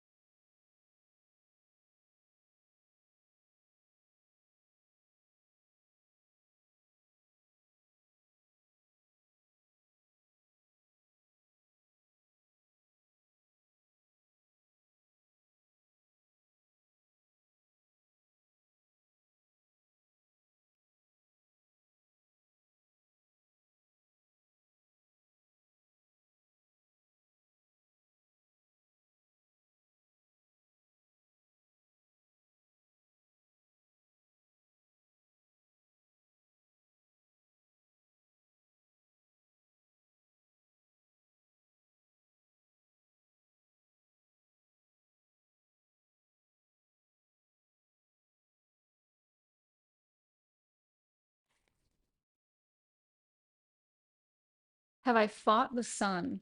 What does that mean exactly?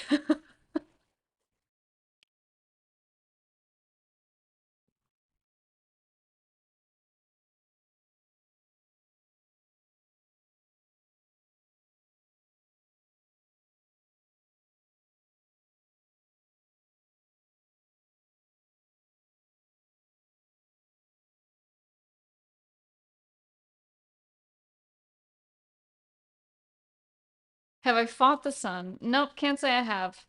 Would love to be able to say that's my expertise. Unfortunately, no, it's not.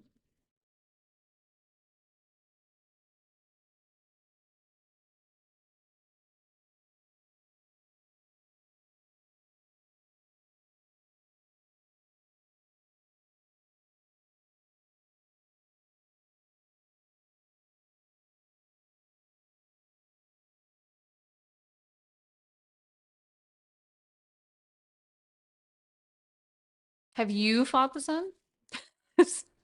Is there some skill here, some understanding, some I don't know, teach me. You won so easily you didn't even consider a fight when it's not even your expertise. Impressive. Hi, magical. I don't even know. Yeah, I don't even know.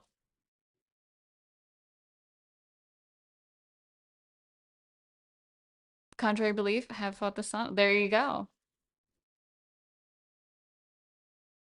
How are you, magical? It's good to see you.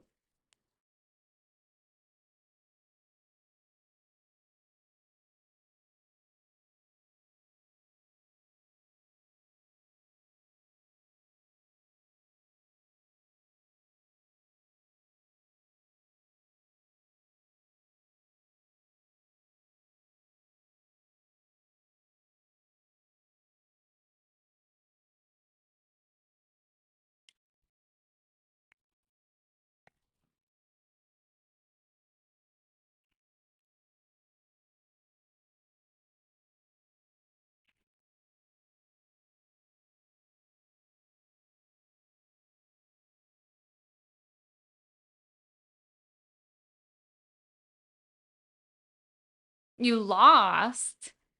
Well, that's unfortunate. I don't know if I would I don't know if I'd tell anyone if I lost. Yeah, I fought the sun. Yeah, of course I won. Duh, idiot.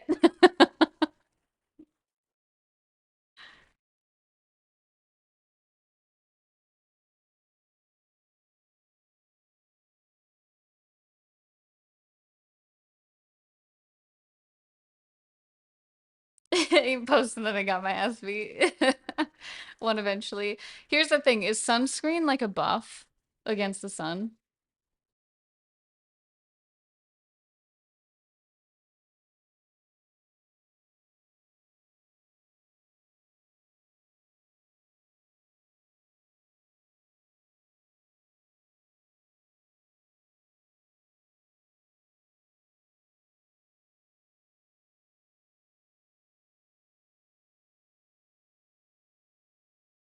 Doing all right? How are you doing this lovely Tuesday?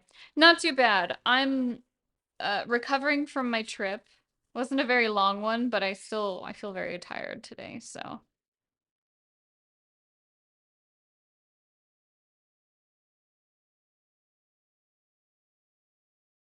But otherwise, pretty good. Just drawing some flowers today, vibing, you know, hanging out.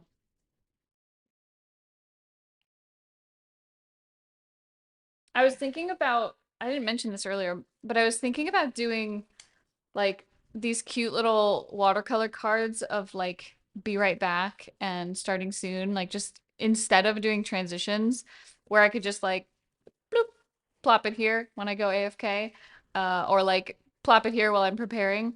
Um, I was thinking about doing that. I didn't know exactly what I wanted to do with it. Like I thought maybe doing some flowers would be cute, but I also I don't know. It was just an idea that came up earlier, right before I started.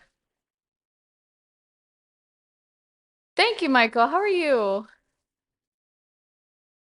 I'm experimenting. So I did flowers last stream, and I'm experimenting with a different pen this time. So I've been using the trusty Bic pen uh, for a while. But I wanted to experiment with more with archival ink and just different types of pens. So I'm working with a Micron today. It's giving a different vibe, but I ordered some gray ones so that I could do the sketch in a lighter gray and then go over it with the black. And I think it'll give me a similar result um, as what I have done with the Bic pen. But yeah, just exploring, seeing how it goes.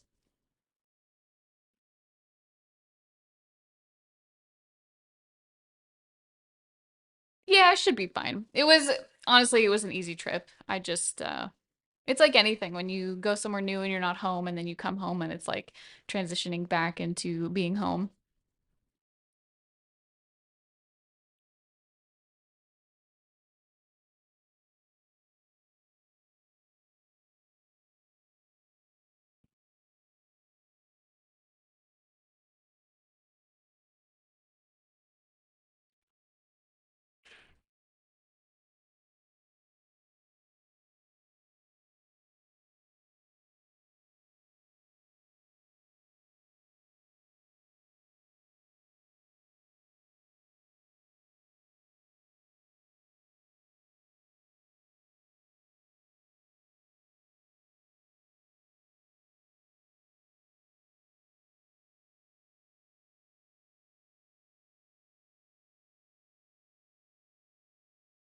Question, if using a big pen for art, does that mean you are bickering?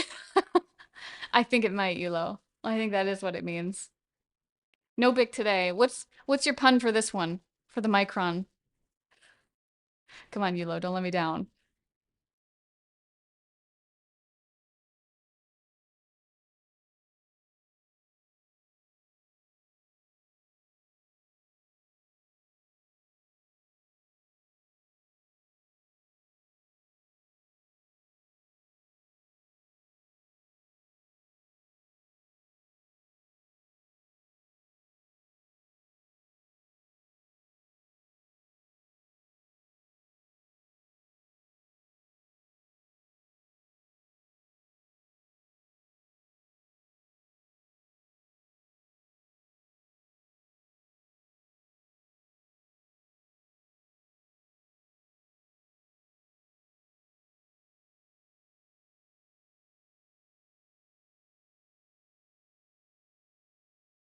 Micron drop.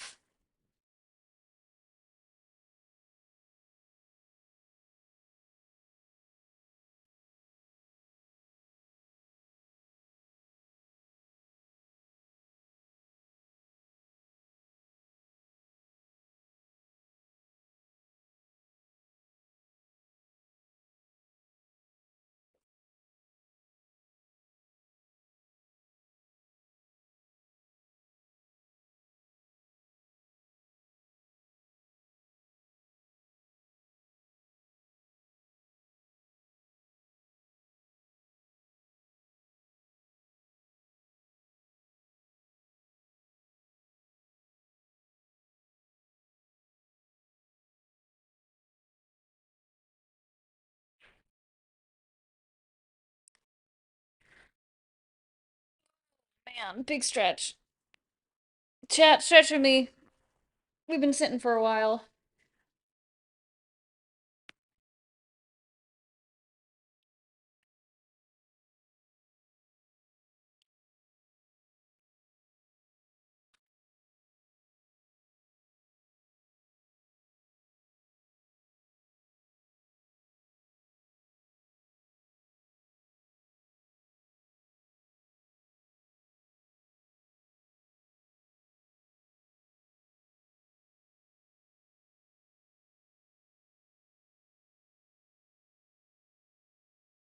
I'm kind of obsessed with all varieties of irises. There's like something about the way that the petals droop. I don't know. It's like beautiful, but also kind of sad at the same time. I don't know. I really love them.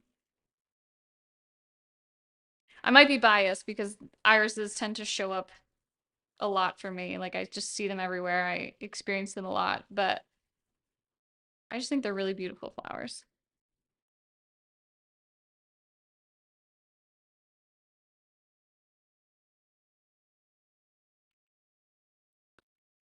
First thing that comes to mind is trying to take Micron into my crayon in some way. Second is to take the song from Titanic and turn that into Micron. Will go on and on. You nailed it, Yulo.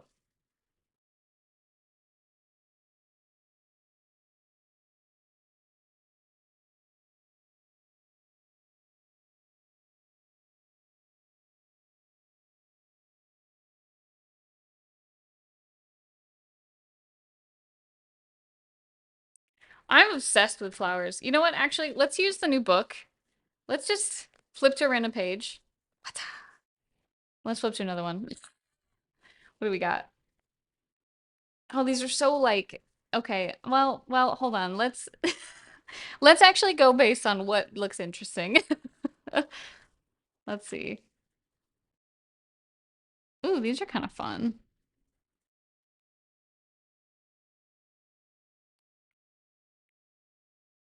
I think when I see them in black and white like this, I'm less like drawn to them. Maybe I should look some of them up by name and see some color images. Birdfoot violet.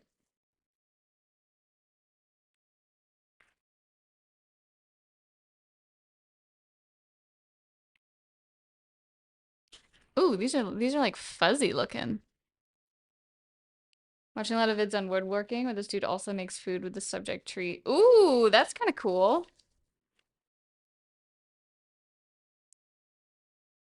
These are pretty too. I'm gonna Google these. Blue phlox.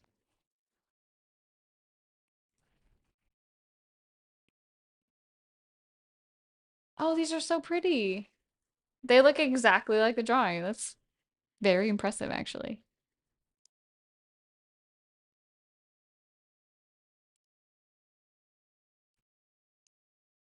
These little guys.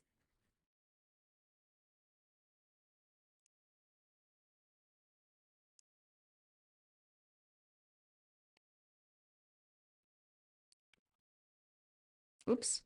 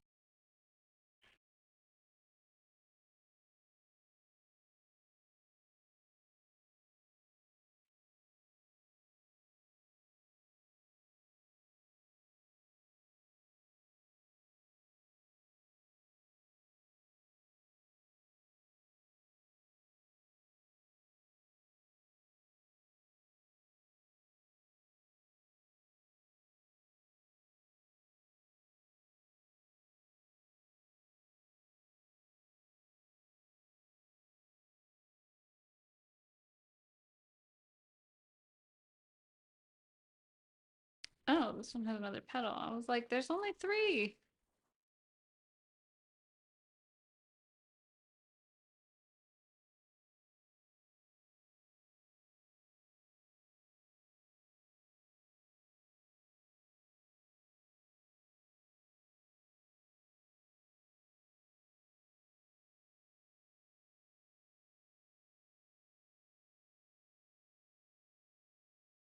So impressed with how clean your study is. I go really slow. Um, Mostly because I'm working in ink and I know I can't remove lines, and so I'm like, okay, I want to be a little bit more careful with my approach. But there's still like, especially when I'm drawing a new one that I've never drawn before, there's there's definitely a lack of confidence there. But I'm exploring it, seeing how it goes.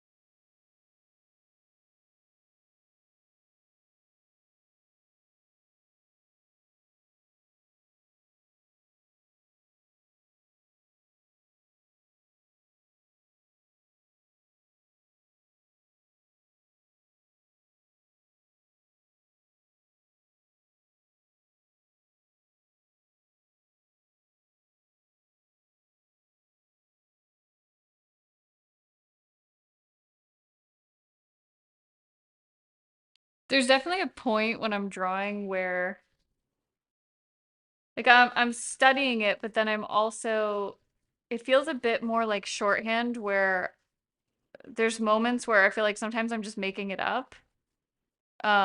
I lean so much into making something look interesting based on what I see versus go like trying to get it 100% correct. Um but like for the first few that I do, especially if it's something new that I've not drawn before, I like to visually explore it and then I just kind of like this one here, I just made this one up like from what I think it might look like from behind. That's what she said.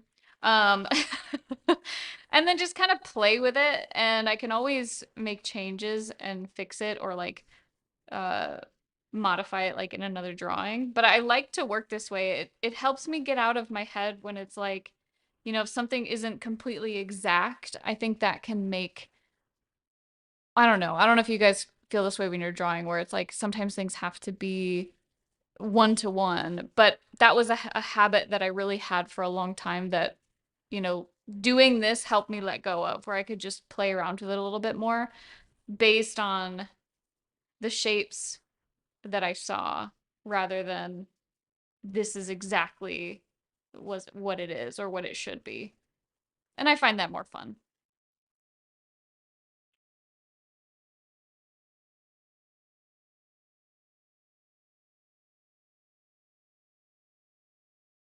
And even though it's a sketch, I still like to think about it as being I don't know, it's a sketch, but to me the sketch doesn't make it any different than any other drawing, except I'm just exploring things a little differently. Like it's not a guarantee that the piece will ever turn out or ever be anything. It's more of just I'm exploring and seeing where that takes me.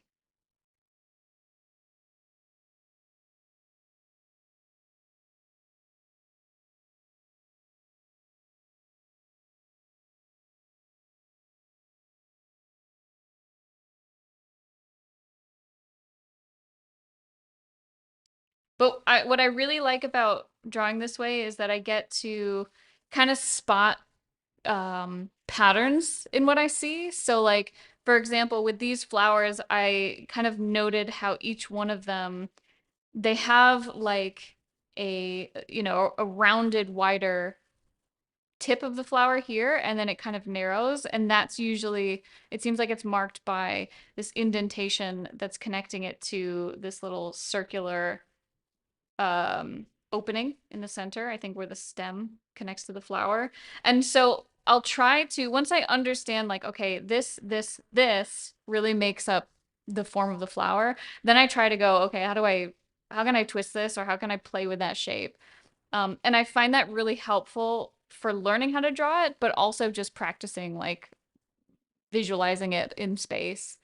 Um, but that's how I draw everything. I like look for like when I look at something, I go, what about this thing makes it recognizable? And then I try to capture that first so that with as few lines as possible, it's visually readable. And I'm not saying that like every single drawing I do is like you only have a few lines and it makes sense, but I like to try to work that way so that I can then come back in and add complexity and develop it further.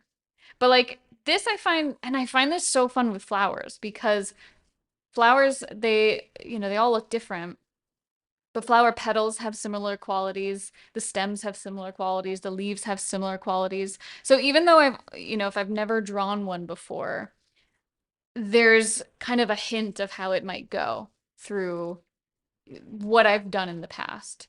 So, yeah, it's interesting to play with it that way and it keeps it fresh. It keeps it from feeling like I just have to draw one to one, and if I don't draw it one to one, then like I've done a bad job.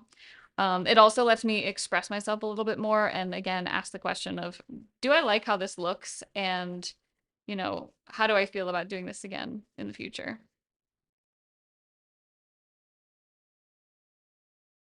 I think in the past, a big part of some of my art block has come from feeling like, oh, it's not exactly as I like envision it, or it's not exactly as I see it. And I don't really like drawing that way anymore.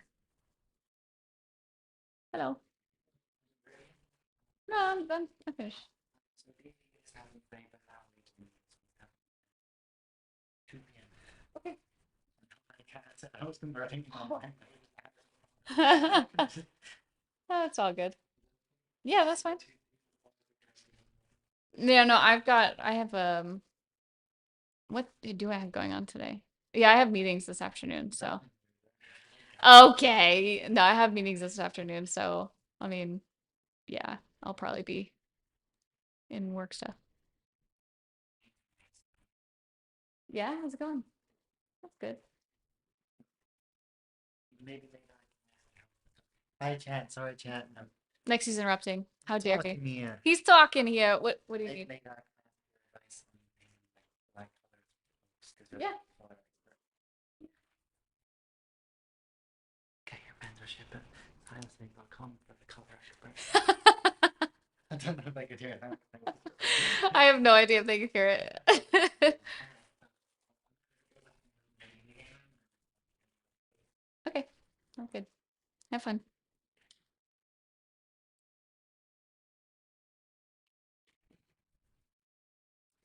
Yeah.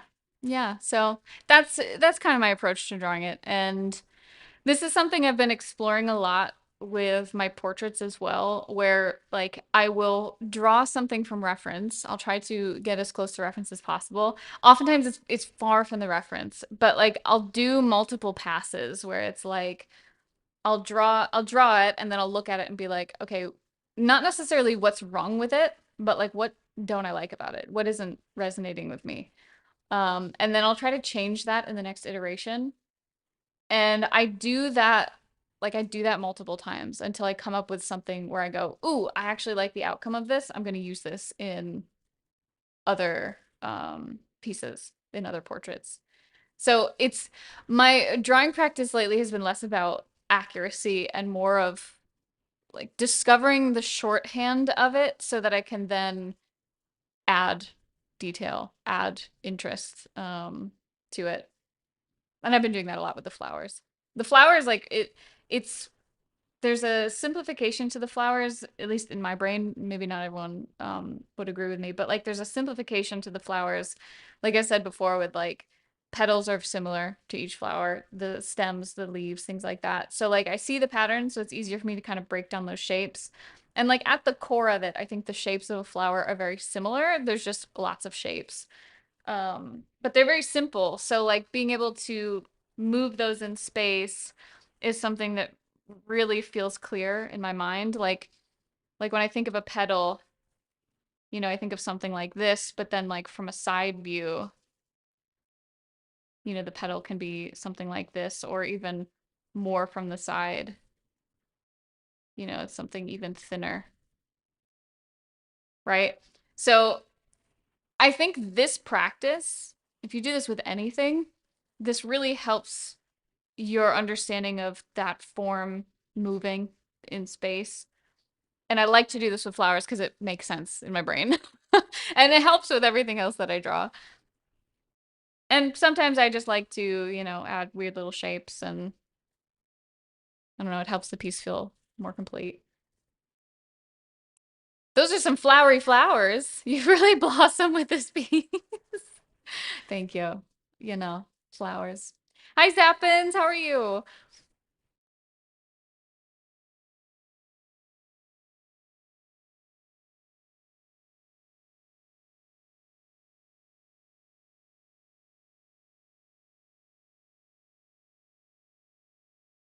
And sometimes it's not even about like doing it right. Sometimes I think a lot of people don't let themselves draw what they want or what they think would be interesting. And I'm a huge proponent of that. I really think that even if it's wrong, sometimes it's fun to just do what you want, draw what you want, add what you want.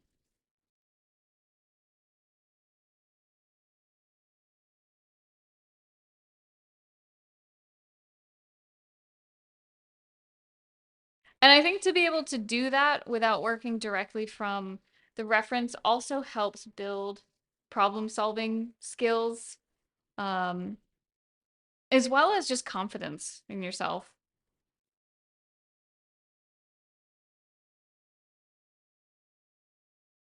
But it can also be challenging. I wouldn't, if you're not someone who's done that or not someone who feels confident in doing that, like definitely don't beat yourself up about it or anything like that.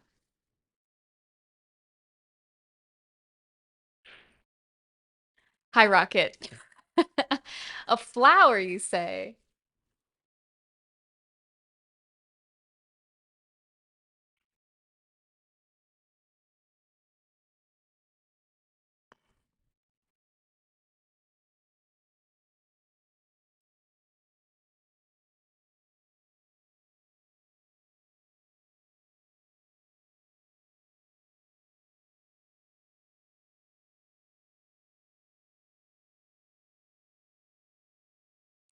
Trip was good. A lot of like a lot of frustrating things happened. Mostly with like service and like the hotel and food and things. But other than that, like it was great. We had a really good time.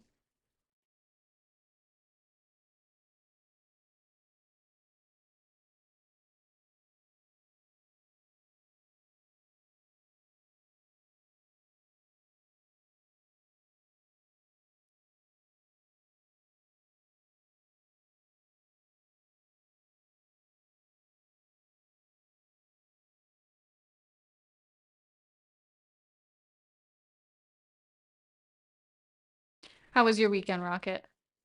Did you get donuts? Of course we got donuts.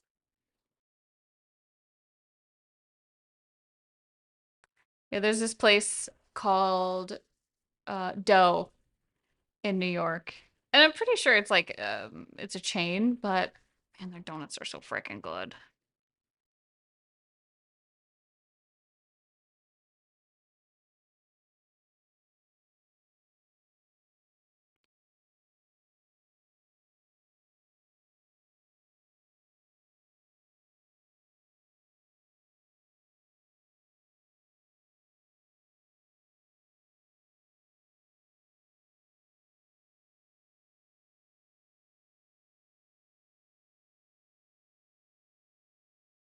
Weekend was okay, not long enough. I'm sorry to hear it.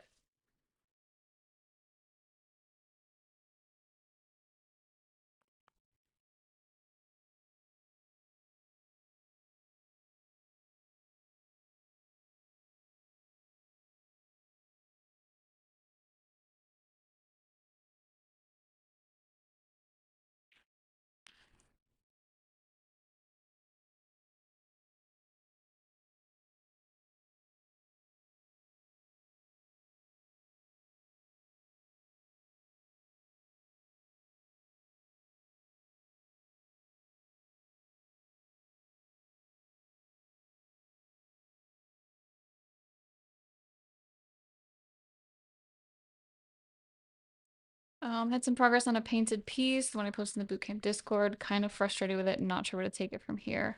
Oh no, what part of it are you frustrated with?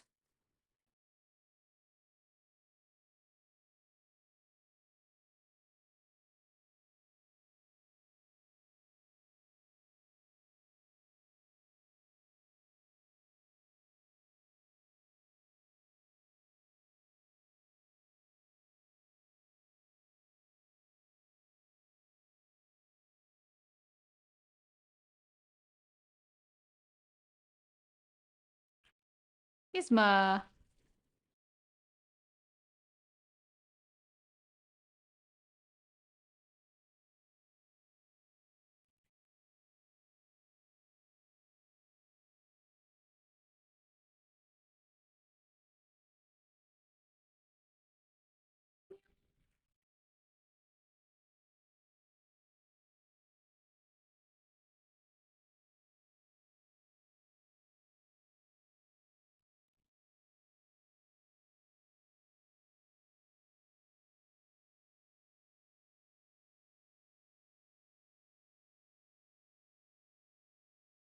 Didn't have a proper pose or face reference, just had a drawing I found I thought was neat. Now it feels lots of the proportions are wrong, so I'm basically guessing. Oh no. That's tough.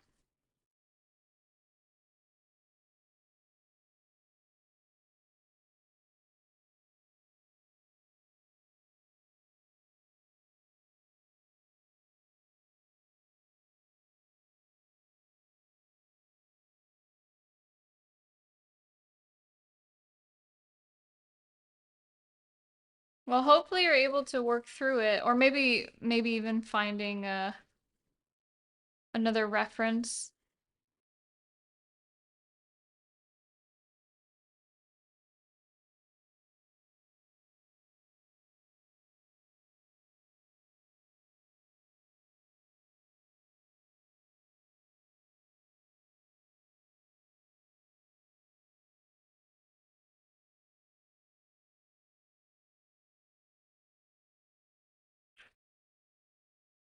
Do you like how the colors came out? All right, there you go.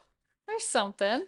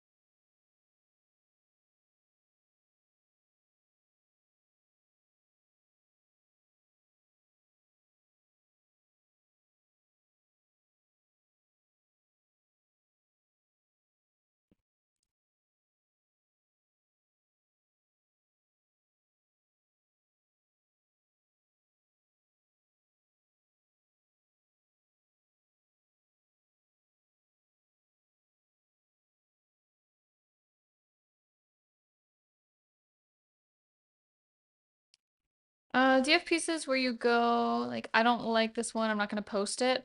Oh God, yeah. Like I think I mean that was kind of I think that was partly what was causing a little bit of my art block, where it was like, I have to make content for socials, therefore must be good, or else can't post it, right? And so I've definitely had pieces like that. I think what's more important to me these days is making sure that I'm making art regardless, and whether or not I post it, I still, you know, see the value in it. Um, and I make tons of art now that I'm not posting. Um, and don't ever feel pressured to post it either. I think I read an interesting comment, interesting in like a I had an opposing opinion on it recently where someone was like, if the artist isn't posting, they're not growing. And I was like, no, actually there's a lot that goes on behind the scenes. Like not everything that an artist creates is going to go on social media. And I don't think it should either. So I don't know if that's something that's like stopping you up, Rocket, but it's also okay to have a piece where you're just like, man, I'm not feeling it. Like, I don't want to put this out there. But on the other hand, sharing that and also saying, like, hey, I don't feel this is my best piece, but like, here's what I do think of it. Here's what I did get from this piece. I think that can be really valuable. And it also gives people permission to share when they really want to, but they might feel like it's not up to the standards that they think it needs to be to post. Not to say that we have to post everything, but I know what it's like to feel like it has to be good enough to post it. And I think if you really want to share it, it's important that you let it be. Like let that happen if that's what you want for it, even if you feel like, you know, it's not it's not my best. It's okay if it's not. It's also okay not to post it as well.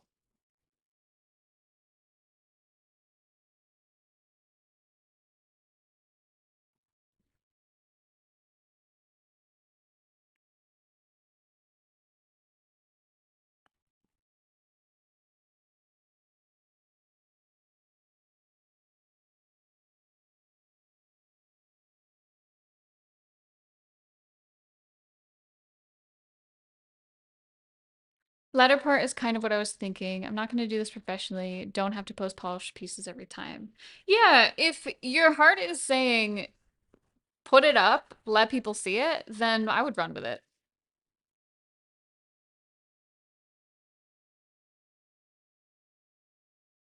Because at the end of the day, like, if someone's going to give you a negative comment, that's always more of a reflection of them. And on the other side of it, you posting something even when you don't feel 100% confident and sharing the story with that, I think gives people permission. So to me, it's a win-win. It's you get it out there because you want to, you share it with someone who might be feeling the same way, and maybe even connect with someone, connect with someone who's going through it. How do you deal how do you deal with frustration while drawing something and it's not turning out like you imagined?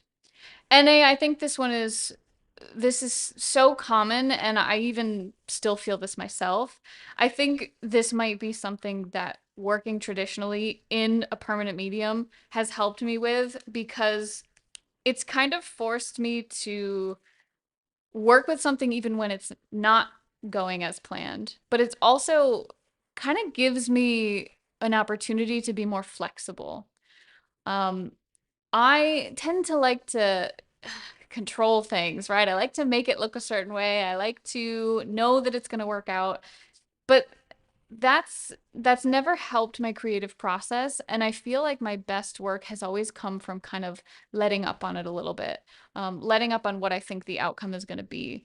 Because the harder I try to make it be what I think it should be, the further away I get pulled. And the interesting thing is, when I let it just kind of happen, what comes out tends to be something that I really enjoy in the end versus when I kind of get this really solid vision and then I want it to look exactly like that, I tend to lean more towards into the frustration if it isn't exactly that. So the short answer, I think, would be being more flexible on purpose, even though it might feel like the drawing isn't coming out exactly as you plan. And then in the moments of, is it working? Is it not working? I would spend some time asking yourself, even though it's not working, what do I like about this? What have I captured? Or maybe you end up capturing something completely different that you're like, holy crap, that's even better than my initial idea. And that takes a lot of pressure off, but it also gives you an opportunity to reframe how you see the piece. It's so easy to look at it when the outcome isn't as you expected and think, oh, this is a bad piece of art, or I'm a bad artist, right? Whereas if instead you say, okay, not exactly to plan, but like, what do I like about this? What is cool about this? Or, what would I change if I did this differently? And the ink really forces me to do that. The ink is like, you make a mark that you don't like, too bad, you got to make it work. Um, and sometimes those mistakes turn into really cool things. Other times they might, you know, they might mess up the piece, but I still learn so much from every drawing that I do. And it's ultimately it's the process of it that I really enjoy, the asking questions, the analyzing. And so if you can find joy in some of those things as well, I think it's easier to let go of the expectation that it has to be exactly how you imagined it. But I understand that it's challenging to do, and I think it takes practice. And I think that's, the only thing that makes it easier is just exposing yourself to it and getting comfortable with the emotion that comes up when you're dealing with it. And then eventually that emotion is just, another experience of the drawing, and you're like, oh, okay, I messed up, moving on. It's no longer like a big like frustration or a big point of trying to avoid that from happening. Allow room for change. Yeah, absolutely.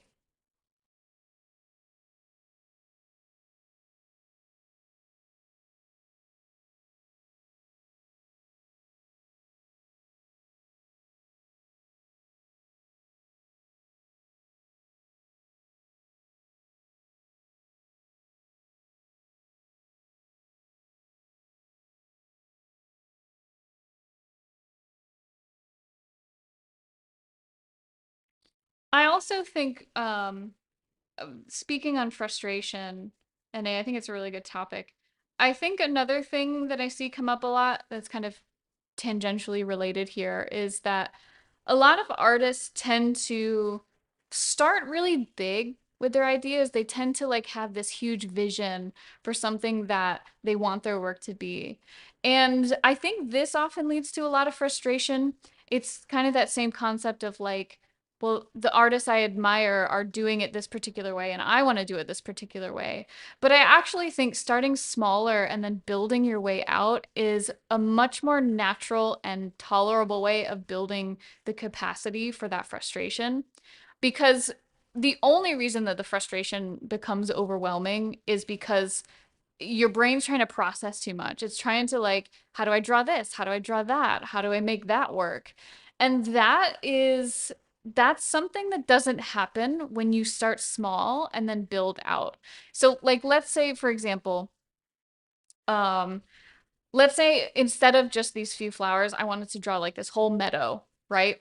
I have to think about what is my perspective, how, which flowers are going to go where, how are they going to look in the depth of the scene, what's going to go in the background. Like there's a lot that I have to think about. Whereas like when I draw one flower on the page, the only thing I have to focus on is that one flower. And let's say that I draw a sunflower 100 times over. Okay. I just keep drawing sunflowers, keep drawing roses, whatever it is. Eventually, it's going to get to a point where I no longer have to think as hard about drawing that particular thing. And when I no longer have to think as hard about drawing that thing, that's when my canvas can expand. That's when I can move on to, okay, how do I draw 100 sunflowers in one scene? Because I've drawn enough sunflowers that I'm no longer going through the problem solving of how do I draw a sunflower. Now I'm automatically doing it because I understand how to draw a sunflower at that point. And so the capacity for what you can do in one sitting grows when you start to, you focus in on one thing and then build out from there. And this is something I see a lot with like drawing figures where people will draw like a bunch of figures in one scene and they get really overwhelmed. But really, I think it's very helpful to just draw the portrait first, get really good at drawing a portrait, and then expand out from there. Add the shoulders, add the arms, add the torso. Get really good at each step so that every time you draw a portrait, you can then add those elements without having to think so hard. And it's that overwhelm of trying to balance all this new information that you're going to have to learn in order to capture it how you want to capture it that actually causes a lot of that frustration in the first place. But I don't know. I don't know why. I think maybe it's just because a lot of us get into drawing because we have these big ideas. And I'm not saying you can't draw those big ideas. They're going to point to the things that you're going to have to work on to make it happen. But if that part of it ever ends up so overwhelming, I think it's totally helpful to take a step back and hone in on one particular thing and then build out from there. frustration is like this insidious little thing that creeps into our art process. And I do think some frustration is helpful because we're literally learning. In those moments of frustration, our brain is creating new pathways and connections, which is necessary for growth. But too much frustration, and then it's like I quit. It's like your brain shuts down and it doesn't want to make it happen because it's overwhelmed. So I think if you're ever feeling too much frustration, overwhelm can also be part of it, where it's just a lot at once.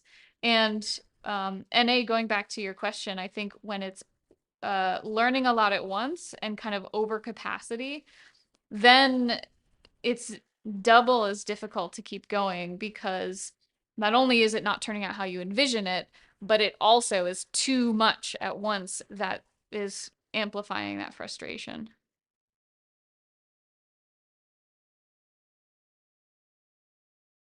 And that's partially why I like to do pieces like this, where in theory, I'm only drawing one flower at a time, and I have no idea how they're going to look on the page.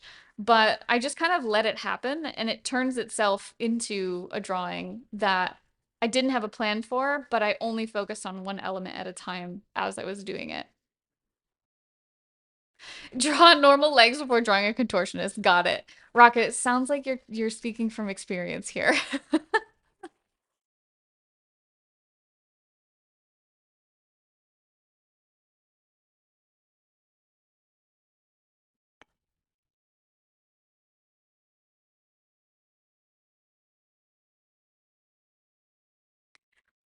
And the other side of that too, I think the argument would be, well, I want to draw these things. How am I supposed to draw these things if I have to learn all these other things? And I think that when you make learning the other things part of what the main interest is, it becomes a lot easier to tackle learning those things. But you can always revisit those ideas. I've had so many students who they have this really big vision when they start working with me, and we kind of dial it back a little bit, and then a few months from then they're now drawing the idea. But it just takes building that capacity. It takes practicing the specific things to get you to that point. It would be like someone coming to me and saying, I want to draw League of Legends splash art, but I've never drawn a person before. Well, it's like, well, we got to build up a little bit. Like, there's a lot of elements in drawing a splash piece that go even beyond the figure. But if you've never drawn a figure before, it's going to become super overwhelming.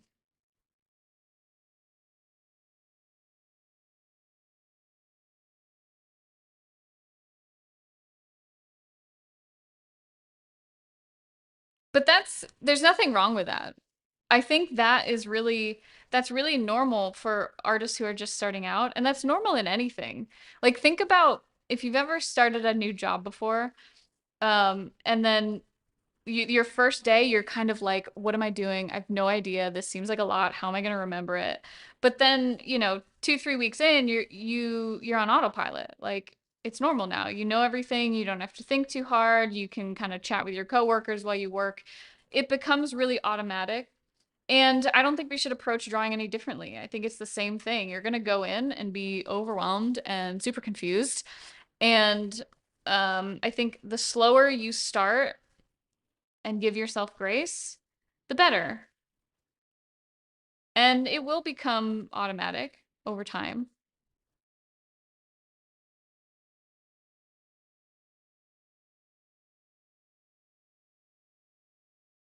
But it's really easy at that stage to kind of feel like, what am I doing wrong? Like, why am I not good at this? And I think it's easy for artists to think, oh, I'm not cut out for this because I'm really struggling with this part of it. When in actuality, you just need more exposure to it. You need more practice and building it up over time.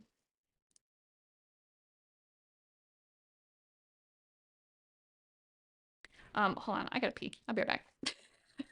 Hang tight, guys.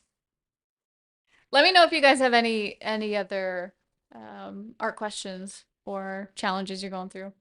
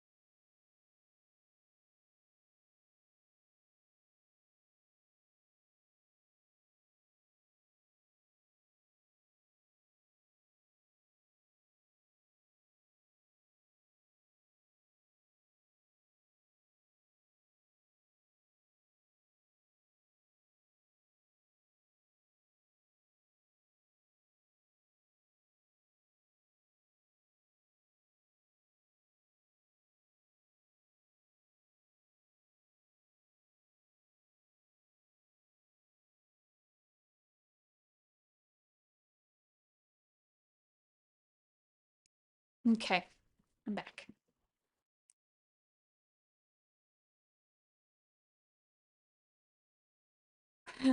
How art though? Ooh, consistency is a problem, as in making time to draw regularly. And let me ask you this, because I think this is something a lot of people struggle with as well. But when the amount of time you feel that you have to set aside to draw, does it feel like you need a lot of time? Like, is that the challenge, or is it like you have no time throughout your day?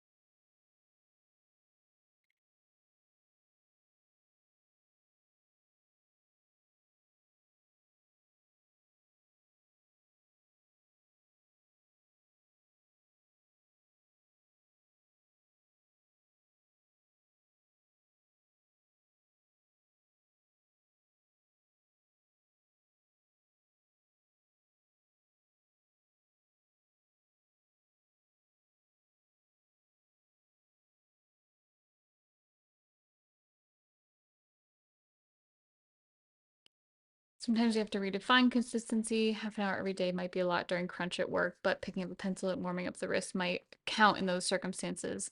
Yeah, I'm so basically, I would definitely say I'm in agreement here with Rocket.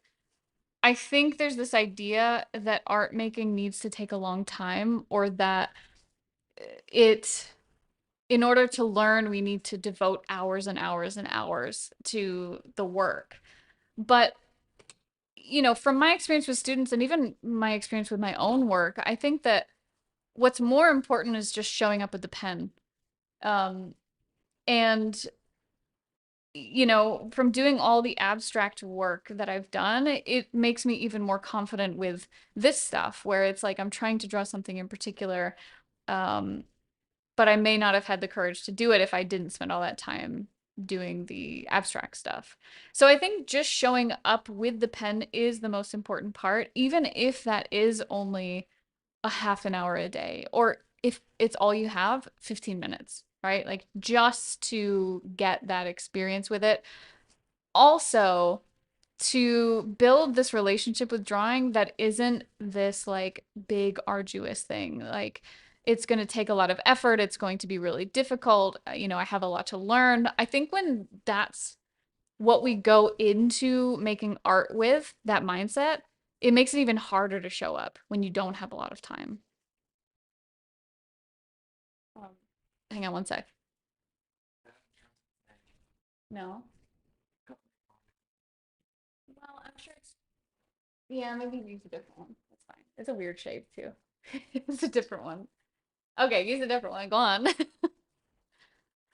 Let's see. I think after a work day, I just feel like not doing anything, but I've tried doing some courses online and got through a couple of lessons, but then stopped for a while, and it feels like I have to start from the beginning again.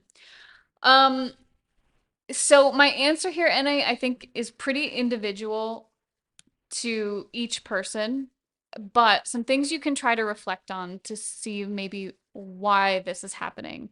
Um, in the moments that you stop the courses, I think it's important to ask yourself, what am I feeling? Is it frustration? Is it overwhelm? Is it like a sense of hopelessness? Like, I'm never gonna be able to do this. Why am I trying? What are the thoughts and the feelings behind that? Because usually that's an indication of what gets us stuck.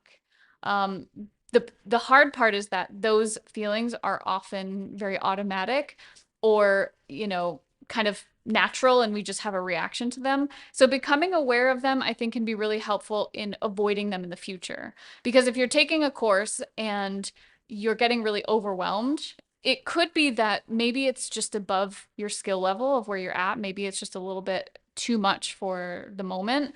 Maybe you're actually bored. Maybe it's not enough of a challenge, and that's leading you to not even want to spend that time with it. So, getting in touch with how you feel when you're quitting, I think is really important because the answer is going to be in that. So, if you're feeling overwhelmed, that means you may need to take a step back, maybe get some help from the teacher, maybe connect with your peers, or maybe just try reducing what it is that you're studying. So, an example of this would be if again if you're drawing something like faces, in if drawing the whole face is really overwhelming, it can be very helpful to focus on one particular feature and then build up to drawing the entire face, because then as you're drawing the entire face, you're not going to get stuck on parts like drawing the nose or drawing the eye because you've practiced those things individually. And this is something that I go over in my boot camp as well. But the reflection is the part that not a lot of people talk about when they're teaching art. And that leaves students in a place of, I don't know what to do now. I'm just going to stop. Or I feel really intensely and I'm naturally going to avoid that feeling versus what is actually going on in the moment and then what can I do about it. So I think the emotions are the core of it, figuring out what it is that's getting in the way. And then, when you figure that out, I'm happy to talk about it more, or even help guide you to the next step.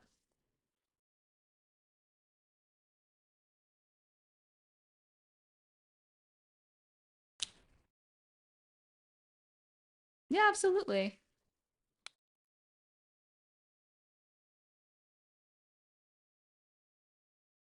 Yeah, and I think the other frustrating part is like when you're in that position where you're, trying to do it, but you end up stopping or you come back to it and you start over again. A lot of help from educators tends to be, just be more consistent or just do it anyway, or, like there's not a lot of addressing of like what the actual challenge or problem is. So it's really easy to get stuck in those parts.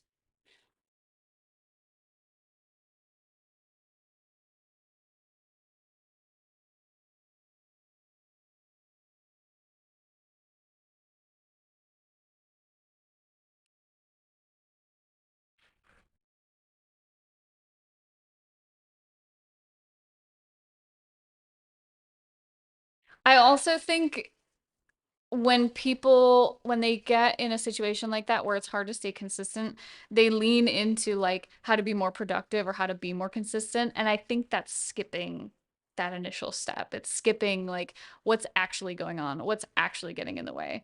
Because look at it this way, and I think gaming is a really good example of this because very few people struggle to sit down and play a game. Like it's easy to play a game, but it's designed that way. Like it's designed to be digestible step by step. It has tutorials. Um, but like the point I'm trying to make here is that we can be productive in a video game. And then the question is, well, why can't we do that with our art? And I think it boils down to, knowing what's keeping you away from it, but also rewarding yourself for the wins. Knowing that you can pause at any time. It's very important to know that you can take a break at any time. Whereas I think a lot of people think, well, I can't stop drawing because if I stop, I'm not going to get better. But part of what makes doing something enjoyable, if it's hard work, is knowing you can step back at any moment that you need to.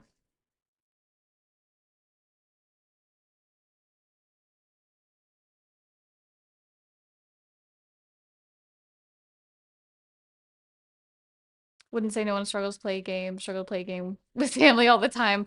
Well, I mean, there's exceptions. I think like I use gaming as an example because I think a lot of people enjoy playing video games, whether it's by themselves or with other people.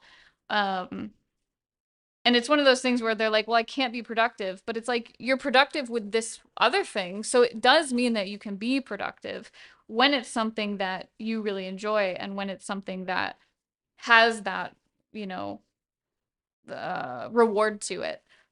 And so sometimes it's, about gamifying things too. But I've spent so much time because of my ADHD, I've spent so much time trying to like figure this stuff out.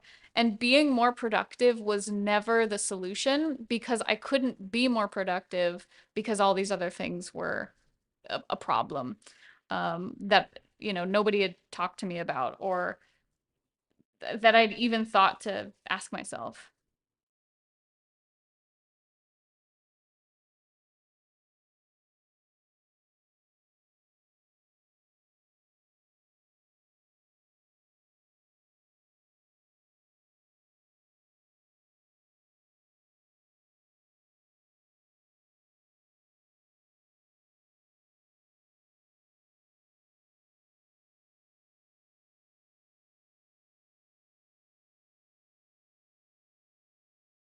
In general, games do have a lower barrier to entry. Trying to make oneself more productive actually increases the mental barrier to entry. Yeah, as failure has higher consequences. Yeah, and the other part is like, especially with the productivity stuff, is that when you try and fail many times, that's gonna signify to your brain like there's no point to do this. Like all I ever do when I show up is fail. And that if you're feeling that way with your art, then it's like you're going to associate failure and feeling bad with your art. And then there's like, it's even harder to navigate the challenges of showing up for it. Joking aside, my body wants to be productive with sleep. I want to be productive with writing. Heck, I'll take a video game. There's, Yulo, I think instead of trying to like be productive with it, maybe just ask yourself, how can I get the most out of this in a way that works for me? Because I think when most people think of productive, they think I have to be doing it nonstop, or maybe not necessarily nonstop, but like have to be doing it a certain amount of time, a certain way. And it can be kind of like putting yourself in a box or trying to fit into someone else's experience. Um, and that's why I think sometimes, things like following tutorials and lessons and stuff can be challenging as well because if it doesn't work out, it's really easy to assume that like, oh, I'm the problem. Like, oh, I don't know how to draw or I'm just not that creative. When in actuality, you can take what resonates and leave the rest. You can try something completely different. You can do the opposite, try everything the opposite way of how they're describing it and see what happens. And for some reason, I think a lot of people are afraid to do that. Maybe it's a societal thing. Maybe it's how we were raised. It's how we were taught in school. But my whole creative experience has been me saying, I don't want to do it that way. And then doing it a different way. And maybe that's just like the rebel in me. I don't know. But it's really worked out for me. I think I'm much happier in my art that way. But it's hard to do. It's hard to do things differently than how we're told because if we do things differently than how we're told, there's the potential of I'm gonna get in trouble or it's not gonna work out, you know? Hi, Wallace. Thank you. How are you today?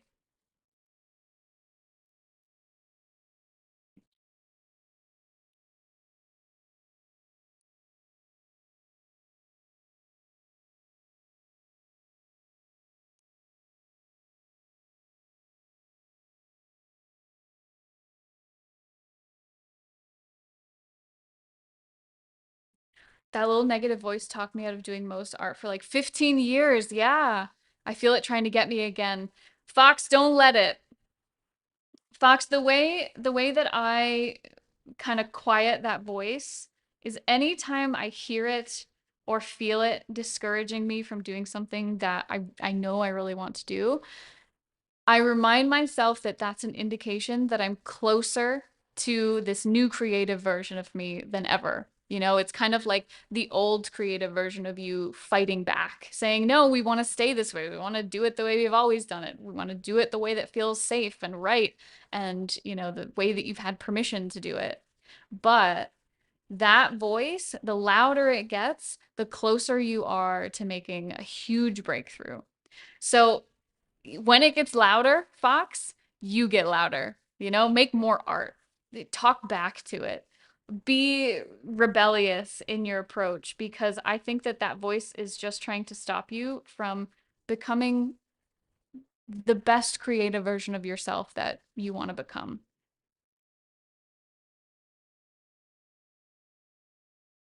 And I think if we can reframe the doubt that way, it's very empowering.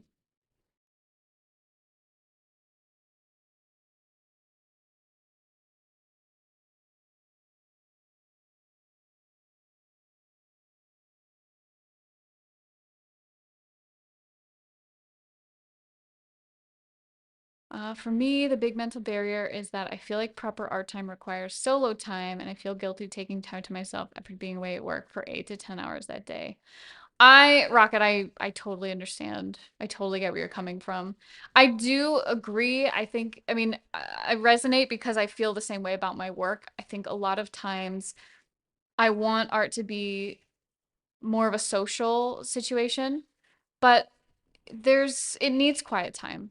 I think solitude is really important to the creative process. Not always. You don't always have to be alone, but I do think it's important. And so, yeah, finding that balance is tough, especially when you have a lot of other responsibilities or you have family things to tend to.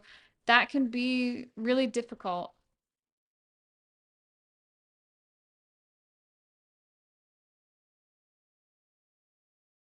I'm trying, dumb little voice. Oh, Fox. I got you, Fox. Anytime you feel that doubt, you come back here and we'll beat up the voice together.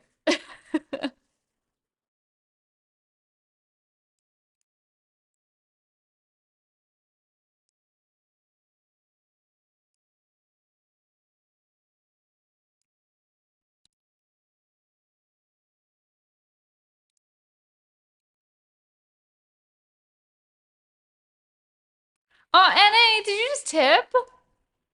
Thank you. I don't know I didn't see, I see it in chat. I didn't hear the notification. Thank you so much. Did it pop up on stream or did it just not do that? Hang on one sec.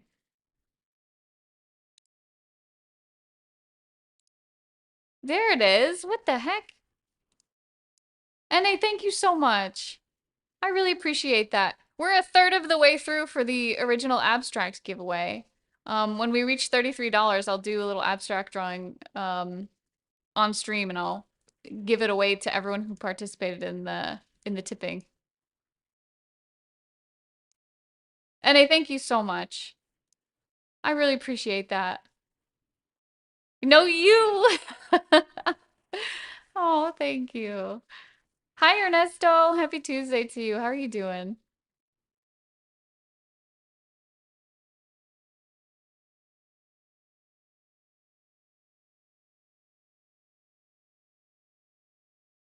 Why aren't my notifications working? Have you guys been able to hear them at all? I don't think that I have.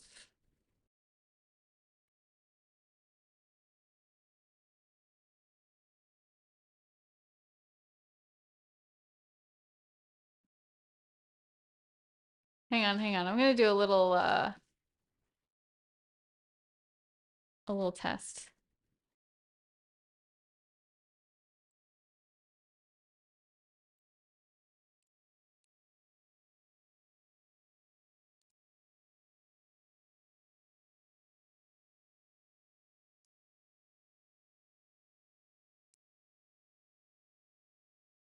Lemon.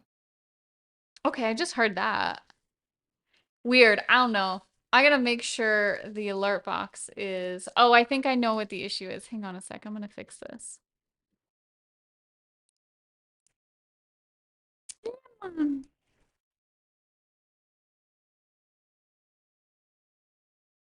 Should work. I don't know. I refreshed the page, so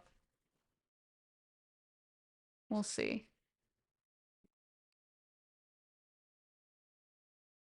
Hi, Lunar. Thank you. We're doing another little flower study today. I'm using a different pen. I'm exploring the some different techniques here.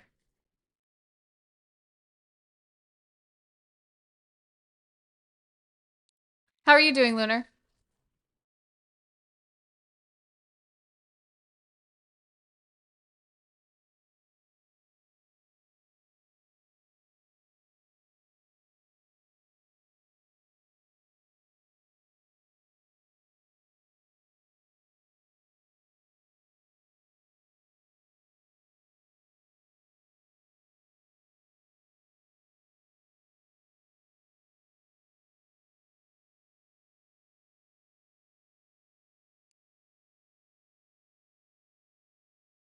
Oh, Luna, you got the mouse under the door. Hold on, I gotta slide the mouse back over.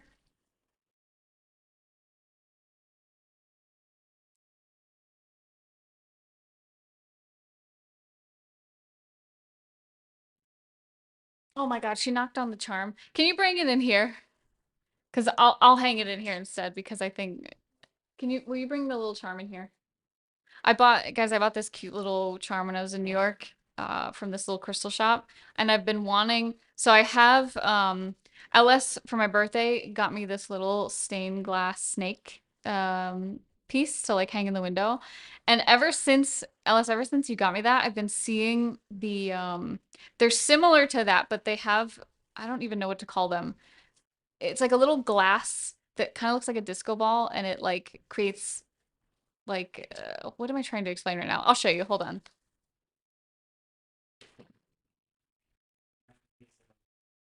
Didn't break? Oh yeah, that's what she how she got it down. This little piece broke, but I can bend this back. Anyway, um so that I don't have to explain it. It has these. It's like a little glass with like different planes and faces so it catches the light. Yeah, so I found one of these when I was in New York and I had it hanging up next to the snake you got me and Luna ripped it down. So she's never bothered the one that I have hanging. Maybe she can't reach yours, but this one I think was just long enough and probably just shiny enough that she was like, I'm gonna get that. But I'm gonna hang it in here instead. Yeah, it's really pretty, right? It's got a little Luna moth on it, a little sun, a little moon. I'm not sure what this is. Maybe it's a little quartz piece. So pretty. I saw it when I was in New York at a little crystal shop. Absolutely fell in love with it. Yeah, super pretty. Yeah, I've got to fix the little hook now because Luna, I think this was how she pulled it down. She bent this and then it fell. Thankfully, it didn't break. I would have cried. I really love this thing. Okay. But yeah, I'm gonna hang it. I'll hang it in here instead. But you can see it like has all these beautiful colors. The refraction is like just stunning. Yeah, I have the snake one in the living room. I guess this works out because I didn't have one in my office. And I have one in my office and now I have one in the living room.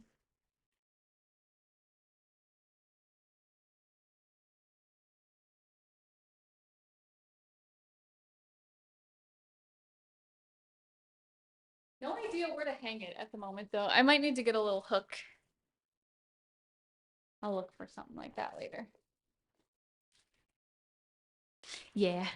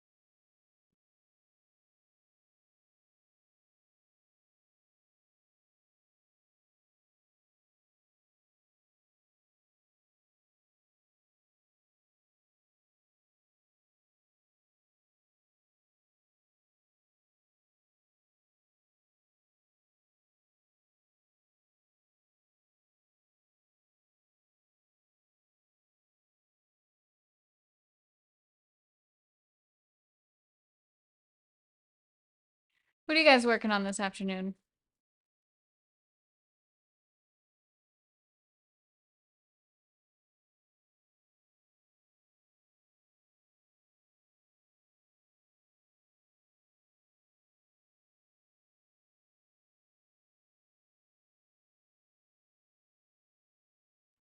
Prepping D&D?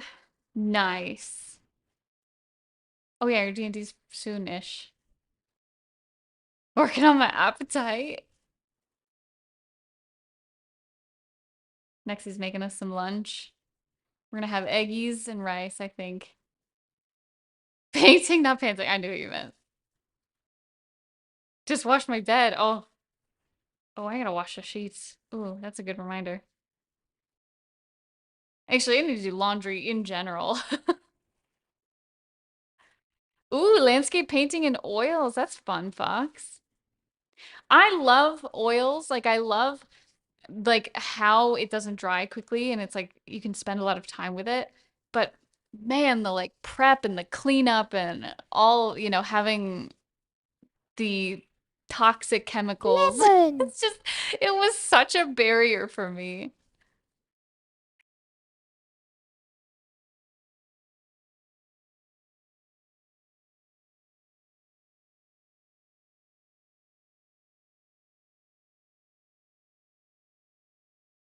Transit, thank you for the follow. I appreciate it.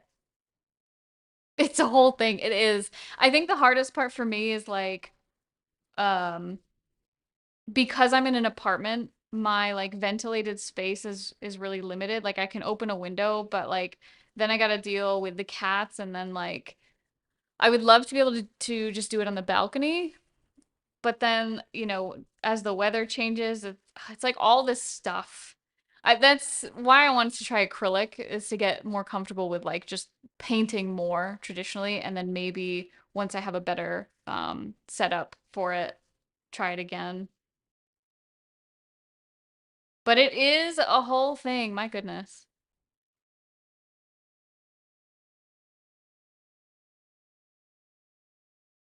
Yeah, the chemicals like kind of scare me a little bit. Even when I was initially buying stuff, I was like reading the hazard stuff and I was like, what do you mean this can like self-ignite? What do you mean? And then I'm like, I don't know, it was just terrifying. And of course it's probably more like they just have to include that more than anything else, but also like definitely saw instances of it when I was reading about it online. So I'm like, all right, well, there's definitely things to be concerned about. But is it as big of a concern as I'm making it out to be? Probably not.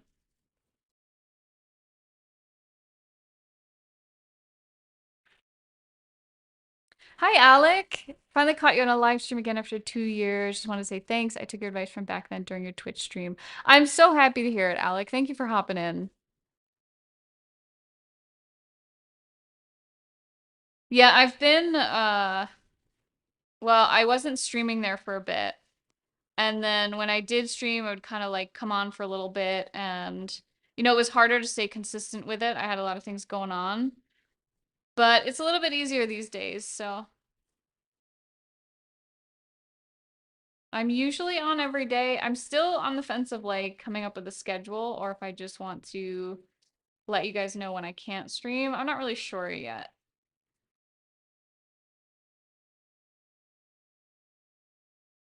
Regarding thinking of art as more of a marathon, but at the same time setting time to do sprints career-wise. Anyways, you dope. Have a good one, everyone too. Thanks for popping in, Alec. I really appreciate hearing that the advice helped you. I think that's really awesome.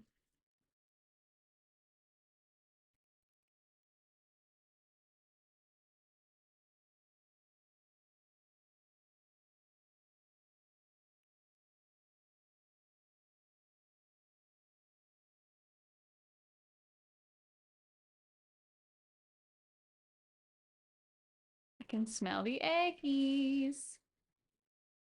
Guys, I saw a recipe yesterday on TikTok where someone mixed cocoa powder with hard-boiled eggs and made like a pudding. And they actually said it tasted good. Like it was someone who was like testing the recipe and they were like, "Yeah, this is actually really delicious." And now I'm super curious about it.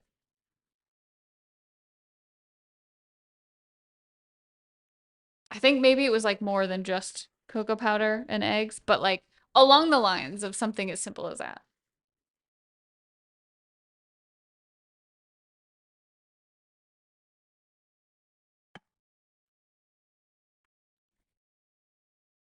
How dare that? That sounds suspicious. I know, doesn't it? But like apparently it was good. Yeah, like a custard pudding kind of consistency. It looked decent, but I haven't tried it. I always save those recipes and then I either forget to check back on them. Um, well, really that's the only outcome. I usually just forget to check back on them.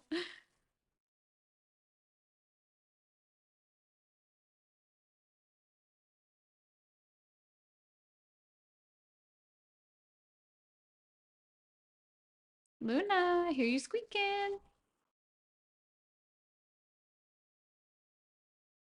Citation needed.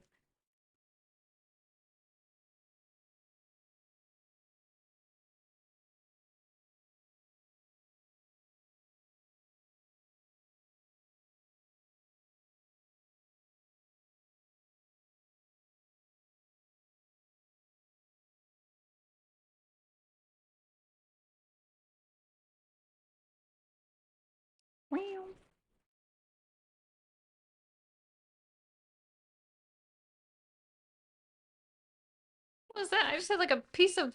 What is this? Do you guys see it? It's like this metallic piece of something. What is that? Why does it look like glitter? I don't have any glitter in here. Hello. Next, he just came running in here with Lenny in his arms. What are you doing? Oh, okay. You want to have Lenny say hello? Okay. Chat, you ready for Lenny? It's pretty low. It's pretty low. Lenny's ears. Hi, honey. It's Lenny. I'm surprised she's letting you do this. Her little paws are just hanging. Hey, honey. Hi, baby. What do you do? Oh, does she? Uh, oh, she doesn't like that. No, it feels okay. Maybe it was up in her arm more. Lenny says hi. Hi, Lenny. You're so cute. She, he just said sometimes she feels longer than normal. Chat, let me see some long Lennys in chat. I want the extra long Lenny.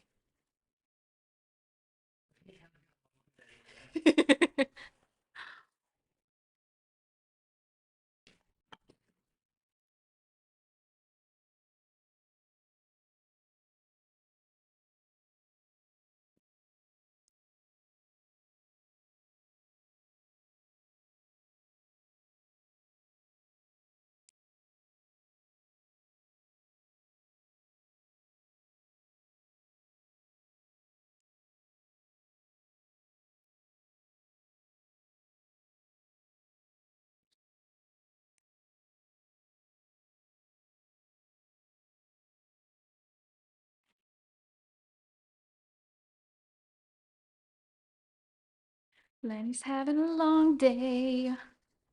Long day, Lenny. Lenny is long. I wish Soda was still here because I bet you he has a picture of Lenny on her longest day. We have this, maybe it's under the clips actually. I can't remember if it's clipped or if it was a picture, but we had captured an image of Lenny stretched out on the bed and we measured her and she was 26 inches long from front, like from the tip of her paws to the back of her tail. 26 inches. She is a long cat.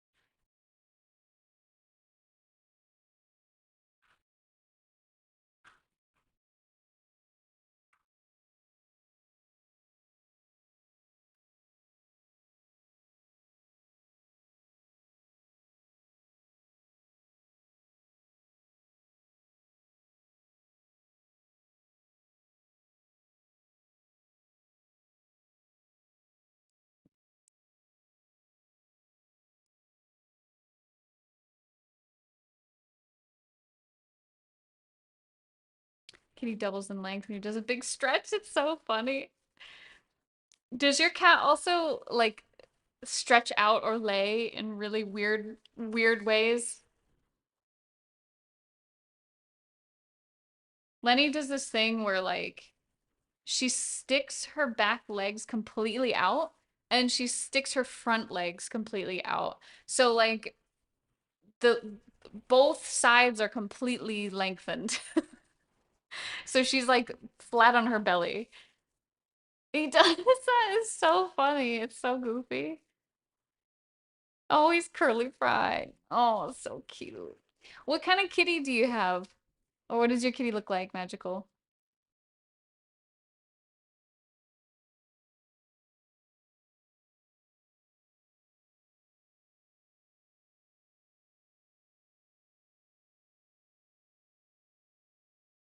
Norwegian forest cat. Oh my God. So Nexi wants one of those so badly. Every time he talks about a fourth cat, he's like, "Can we get a Norwegian forest cat?" It's like exactly the one he wants.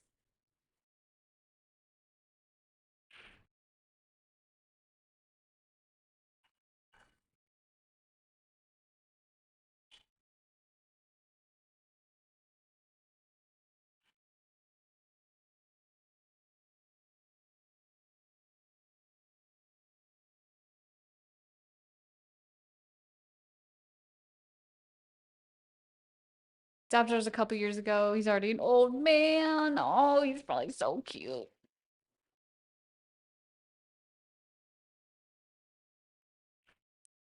Watching a streamer that has a hairless cat. And man, oh God. I know the care for a hairless cat is like a lot. There's, I think hairless cats are also super cute, but yeah, I was reading about them. I don't think, I don't know if we would ever get one, but like I was reading about them out of curiosity, and yeah, it seems like they require lots of care. Yeah, consistent bathing, yeah. And I know just like with my schedule, I'm like, I don't think I could give the cat the care that it needs, but like they're freaking cute. They're like little roast chickens. The cat for people with their lives together. Yeah. I feel like if things were a little more automated for me, I could maybe do it. But as it currently stands, probably not. Oh, we have a pets channel, Magical, in the Discord. Yeah, feel free to share it there. The bot will eat you if you share a link here.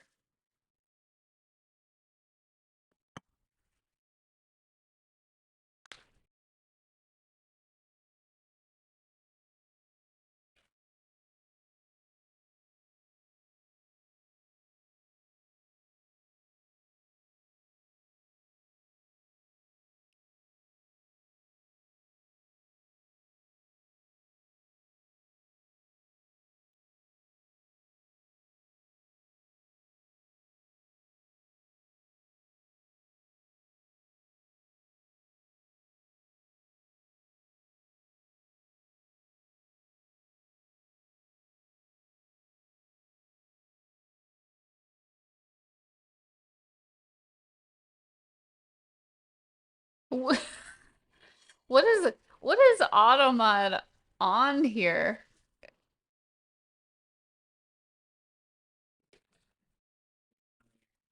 Hi, Nanny. Hi, baby. Okay. Here, do you want to just like put this separate? Thank you.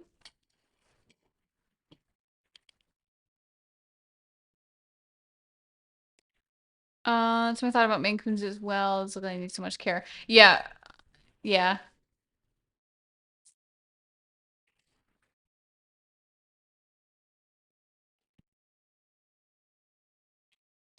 All right. Food has arrived. Food.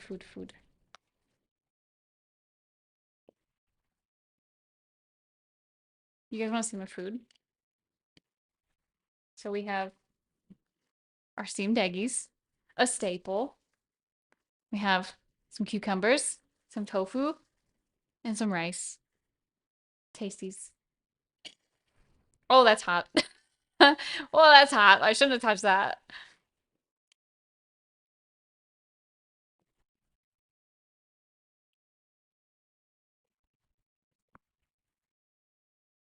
Ooh, I'll check it out. I'll take a look at it.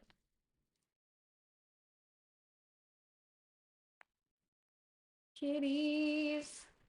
Ooh. Oh, it's a baby.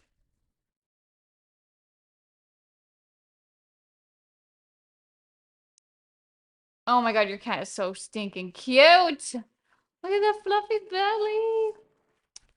Oh, he likes to go outside. That's adorable.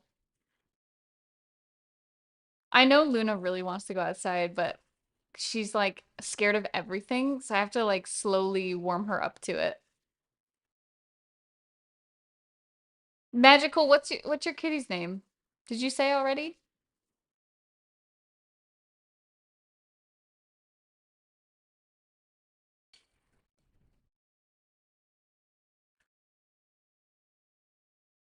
Could get her a stroller. I was thinking about it just to like warm her up in the meantime, but I think she does the leash totally fine. She's really good with it. It's just other people that she's a bit worried about.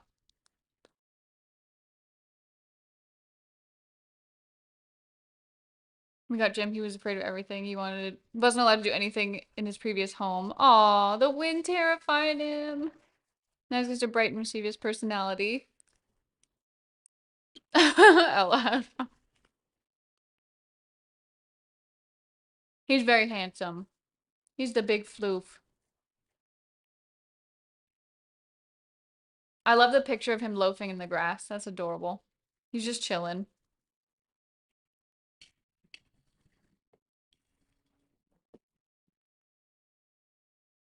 The eggies are slightly hot. I'm gonna hold off. I burned my mouth a little bit. I was gonna wait till it cools off. Boy, Jerry fully believes he's an outdoor cat. We're keeping him from his life's purpose.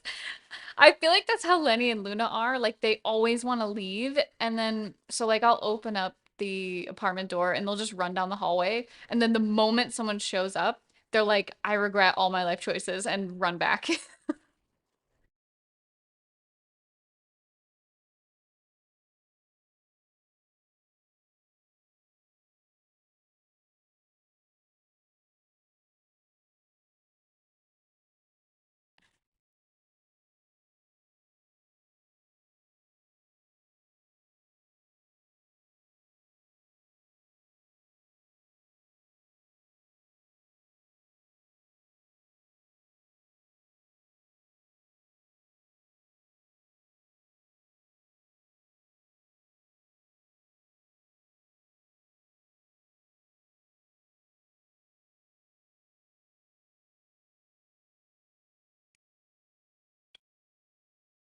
Leave the door open. He'd stay inside as long as we're near. I get the sense that, and I get the sense that my cats are the same. It's just I've always, I've always been afraid of completely leaving it open. But like when I'm home, they always want to be in the same room. Luna follows me everywhere. She's like a dog. And Yzma and Lenny, like Lenny tends to be a little bit more territorial, but like Yzma's afraid of everything. So there's no way she's going out without me. And even I guess like even when like if they get out and then I close the door and I'm just like, "Okay, that's where you belong now." They always come back. Hi Pineapple, how are you?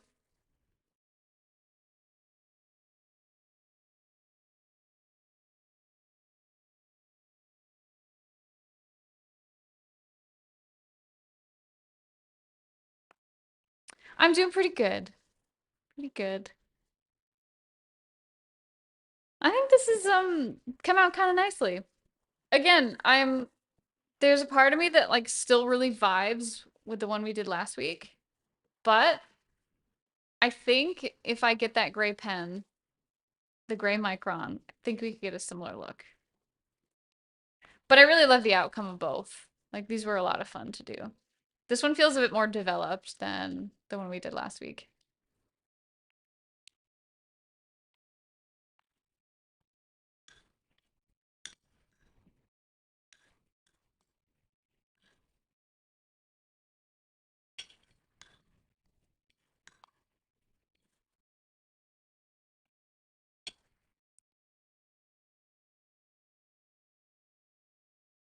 What a good boy, Magical.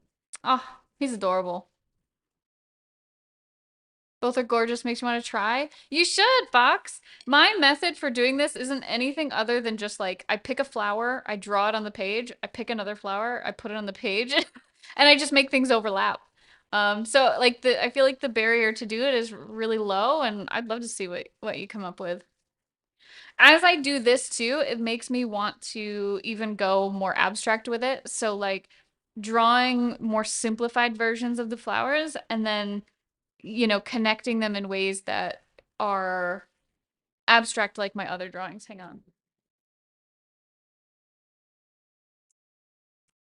So like with some of the other stuff, so like stuff like this, I feel like I've leaned into that, but I kind of want to push it more into the floral direction and then really develop um almost like it could be a real flower. I mean, I guess these could be like alien flowers too, but like it could be a real flower, but at the same time have the abstract quality to it. So I think I'm gonna play with that. I also love how these are like they still feel very sketchy and loose, whereas like this has a bit more of like clean and tight lines. Um, but I think I could combine the two. And this is the fun part of art for me, where it's like, do this, see how it comes out. Do this. I mean, I've done a ton of these, so like I'm a bit more set on the process for this. But then the question is like, what happens if I combine them both? Which is so interesting to me. I think that's the best part about art is like, ooh, I get to like mesh these things together. But yeah. And then maybe something else I was thinking of, and I might experiment with this next time. I have like so many different like projects and things I want to do, but I would love to start the flowers with color and shapes and then draw on top of them. I think that could be really fun. And so, yeah, maybe using some of the acrylic markers and then layering colors on top and then adding the lines. Maybe that's what we'll do next time. That could be really fun. And I've been so obsessed with the color or with the flowers recently. Like I cannot stop drawing them. I cannot stop looking at them.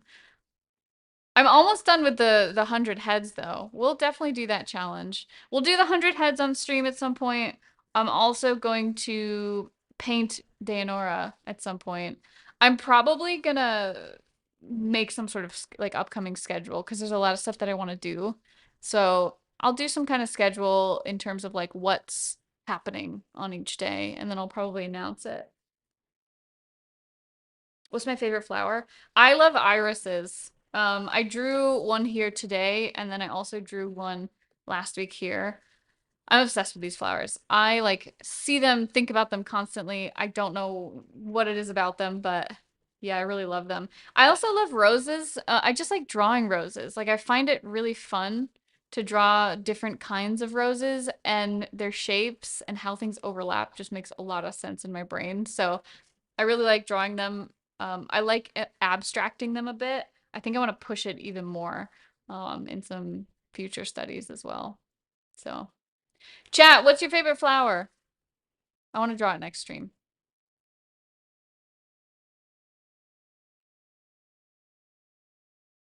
And I have this whole book too. So we can go through and draw a bunch of these, pick out some interesting ones. The pink ones are like super calling out to me. Yeah. Oh, Milky Way! Thank you for the raid. How are you today? Ooh, this one's pretty. Hold on, I gotta mark that. I want to draw this one. Stick that in there. Large flowered trillium. I don't think I've ever seen that before. It was great. What did you do today, Milky? Hi, Onion. Welcome in. I hope all of you had a really awesome time at Milky's stream. And for those of you who are visiting for the very first time, my name is Silas A. I'm an art streamer. I do so much. I work traditionally, I work digitally, I paint fantasy ladies, flowers, abstract work. I'm just kind of all over the place at the moment with the stuff that I do. But one thing that is consistent, I spend a lot of time talking about the challenges that we go through as artists. So things like comparison, art block, burnout, all the kind of stuff that isn't so much of the technical side of drawing, but kind of the barrier for a lot of people to drawing. So I talk a lot about that stuff on stream as well. Today we were drawing some flowers. I was doing a little bit of a study. So last week we did this one with the ballpoint. I was playing with this micron today. I wanted to see kind of what the outcome was going to be. And we did this piece.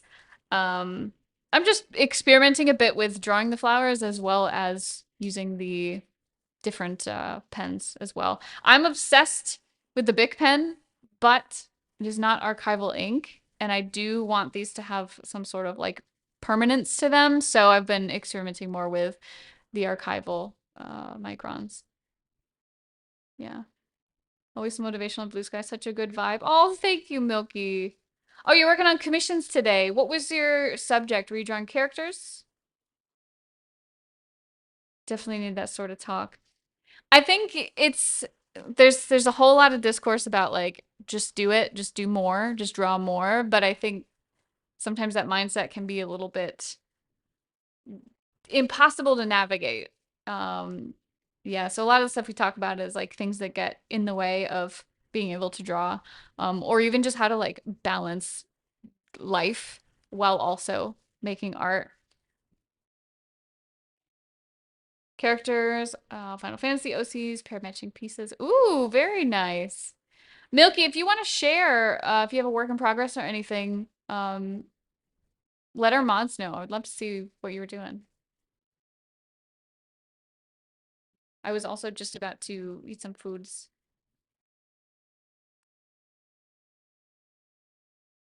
I really appreciate the raid, though.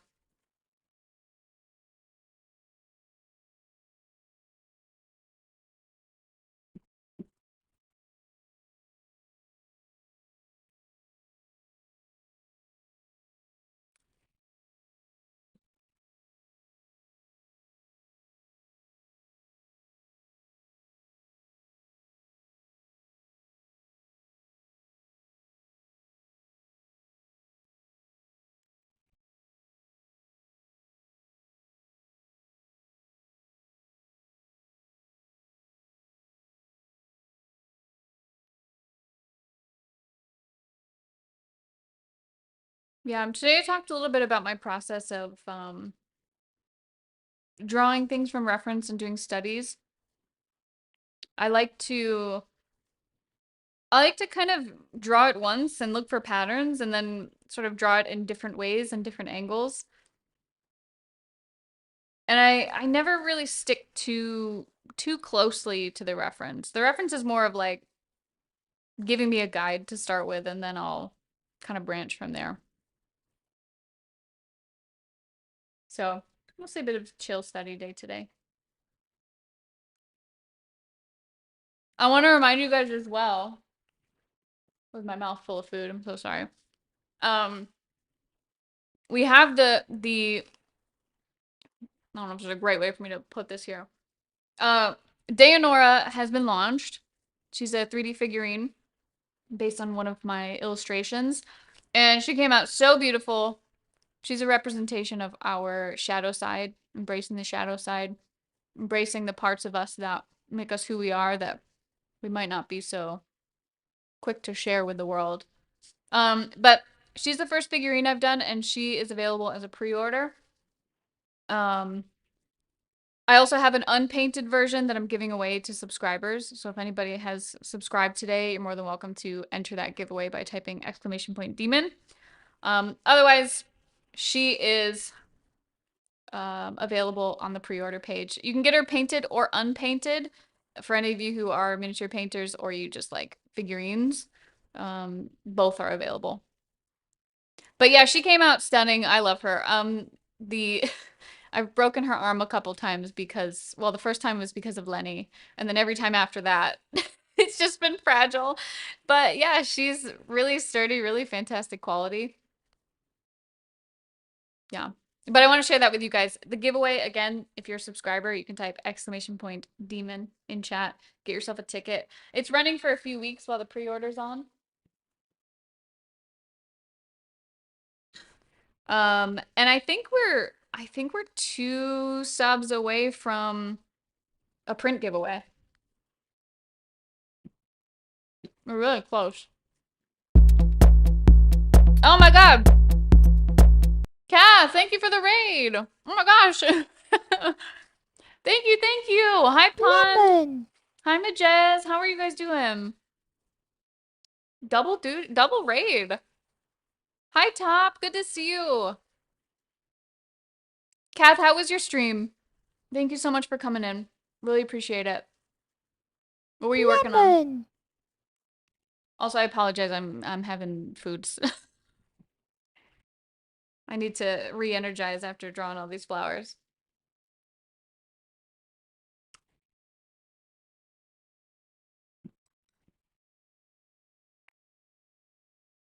Thank you, Madge. I really appreciate it. I was studying flowers today, but I do all sorts of work. So let me get my portraits. Hang on.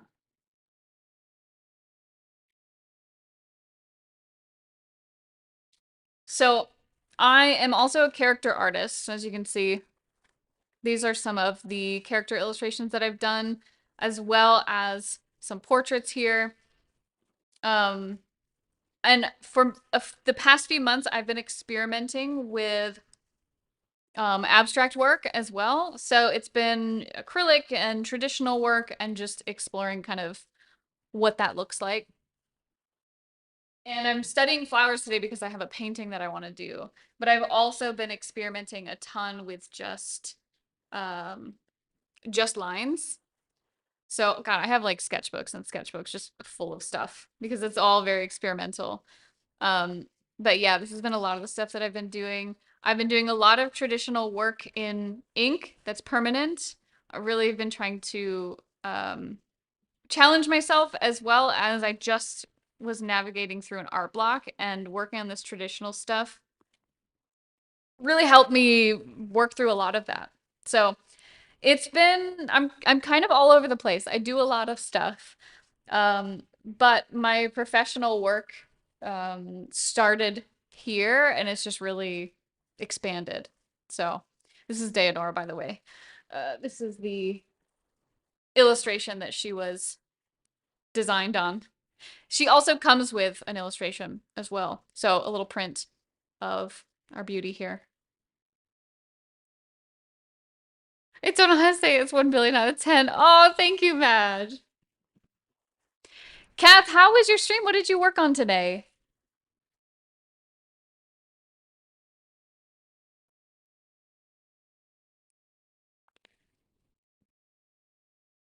Yeah, stream has just kind of become this mix of lots of things. I just make a lot of stuff. I think it's easier to sum it all up into that. And I think, I make a lot of art, but I also talk a lot about the challenges and struggles that we all go through as artists.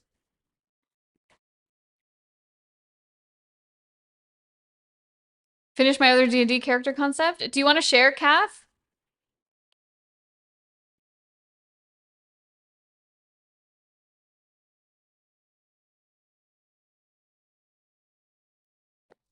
Lemon. Hi, Transit. Thank you for your follow. I really appreciate it. How are you today? Seeing your sketchbook makes me want to go back to sketch more. Do it. Do it. And as you can see, I've been obsessed with flowers recently, so I've also been sketching flowers a bunch. I just got this book while I was on a trip this weekend, and I was looking through it today. I actually want to draw this one. This one looks really interesting. But I drew some flowers last week as well. So did these last week before I left. I was experimenting again with a different pen today. So it's been fun. Yeah. No, you're fine, Milky, whenever you're ready. Thank you, Transit. I really appreciate it. Was it the flowers that brought you in?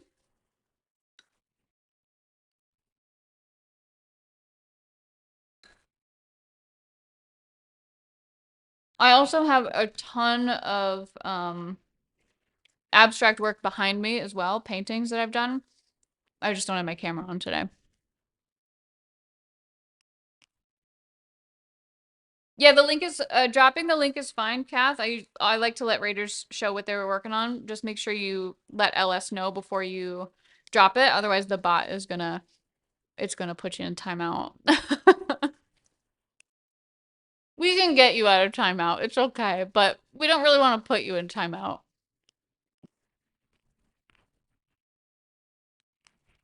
By pen, I fear drawing by pen just because I can't edit anything. Madge, I swear by it. I mean, granted, I've been drawing in the ink I've been working on it for about 4 months now. And I actually feel like even though it's really scary, it built my confidence a ton. It was super scary at first. And then the more I did it, I just kind of got used to the mistakes. I kind of started to work through like what it was I was feeling whenever I had to wrestle with the mistakes. So I think it's really helpful. It's scary in the beginning, for sure.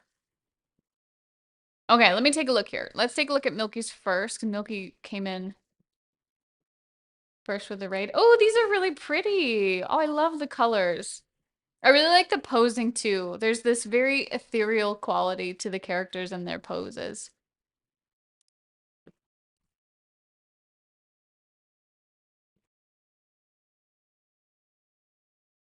I love it.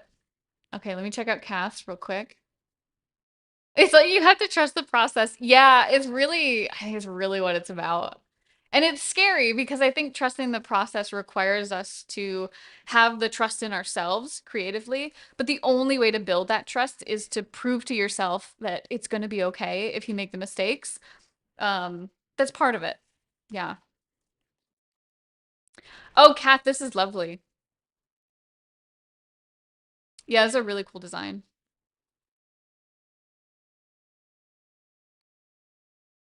I really love the hat. The shape of the hat is like I mean, no pun intended, but on point. So good. And the armor's really fantastic as well. Yeah, well done. Love these, you guys. Thank you both for coming in with the raid. I really appreciate it.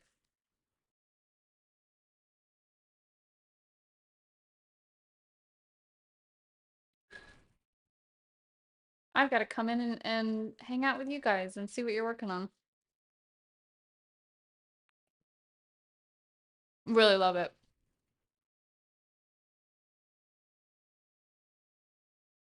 Thank you guys so much. It's so good to see you.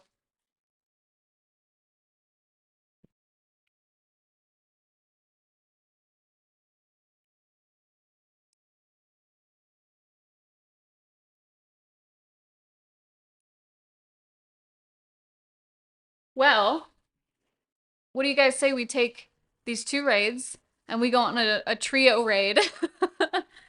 Because I just got my food now and I'm losing steam because I've been working on this all stream. Let's see who we can raid now. Let's give them a big hype raid. Hi Combat, how are you? Okay, where are we at? Let's go to Twitch.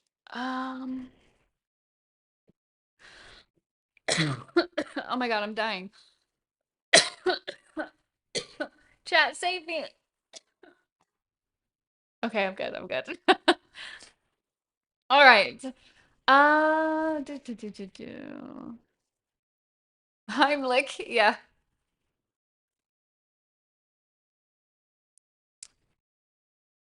Uh, we got Ray. We got Ray. Let's go. You know what? Let's go find somebody new. Let's go say hi to somebody new. Here we go. Here we go. I want to make sure they're speaking English. Hang on a sec. Oh, I do have it. Okay. Mm-mm-mm. What do we want to see? Anyone else drawing flowers? Or maybe some character work? Oh, it's September, isn't it?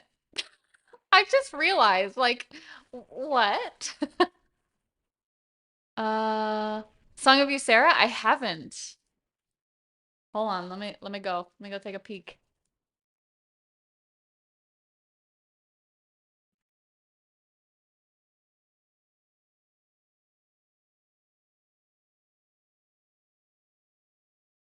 I found them. Okay. So it looks like they might be AFK at the moment. Let's go raid, and then when they come back, let's be super hype about it. Are you guys ready? All right, hang on. I gotta go from my chat. What is happening? Ugh.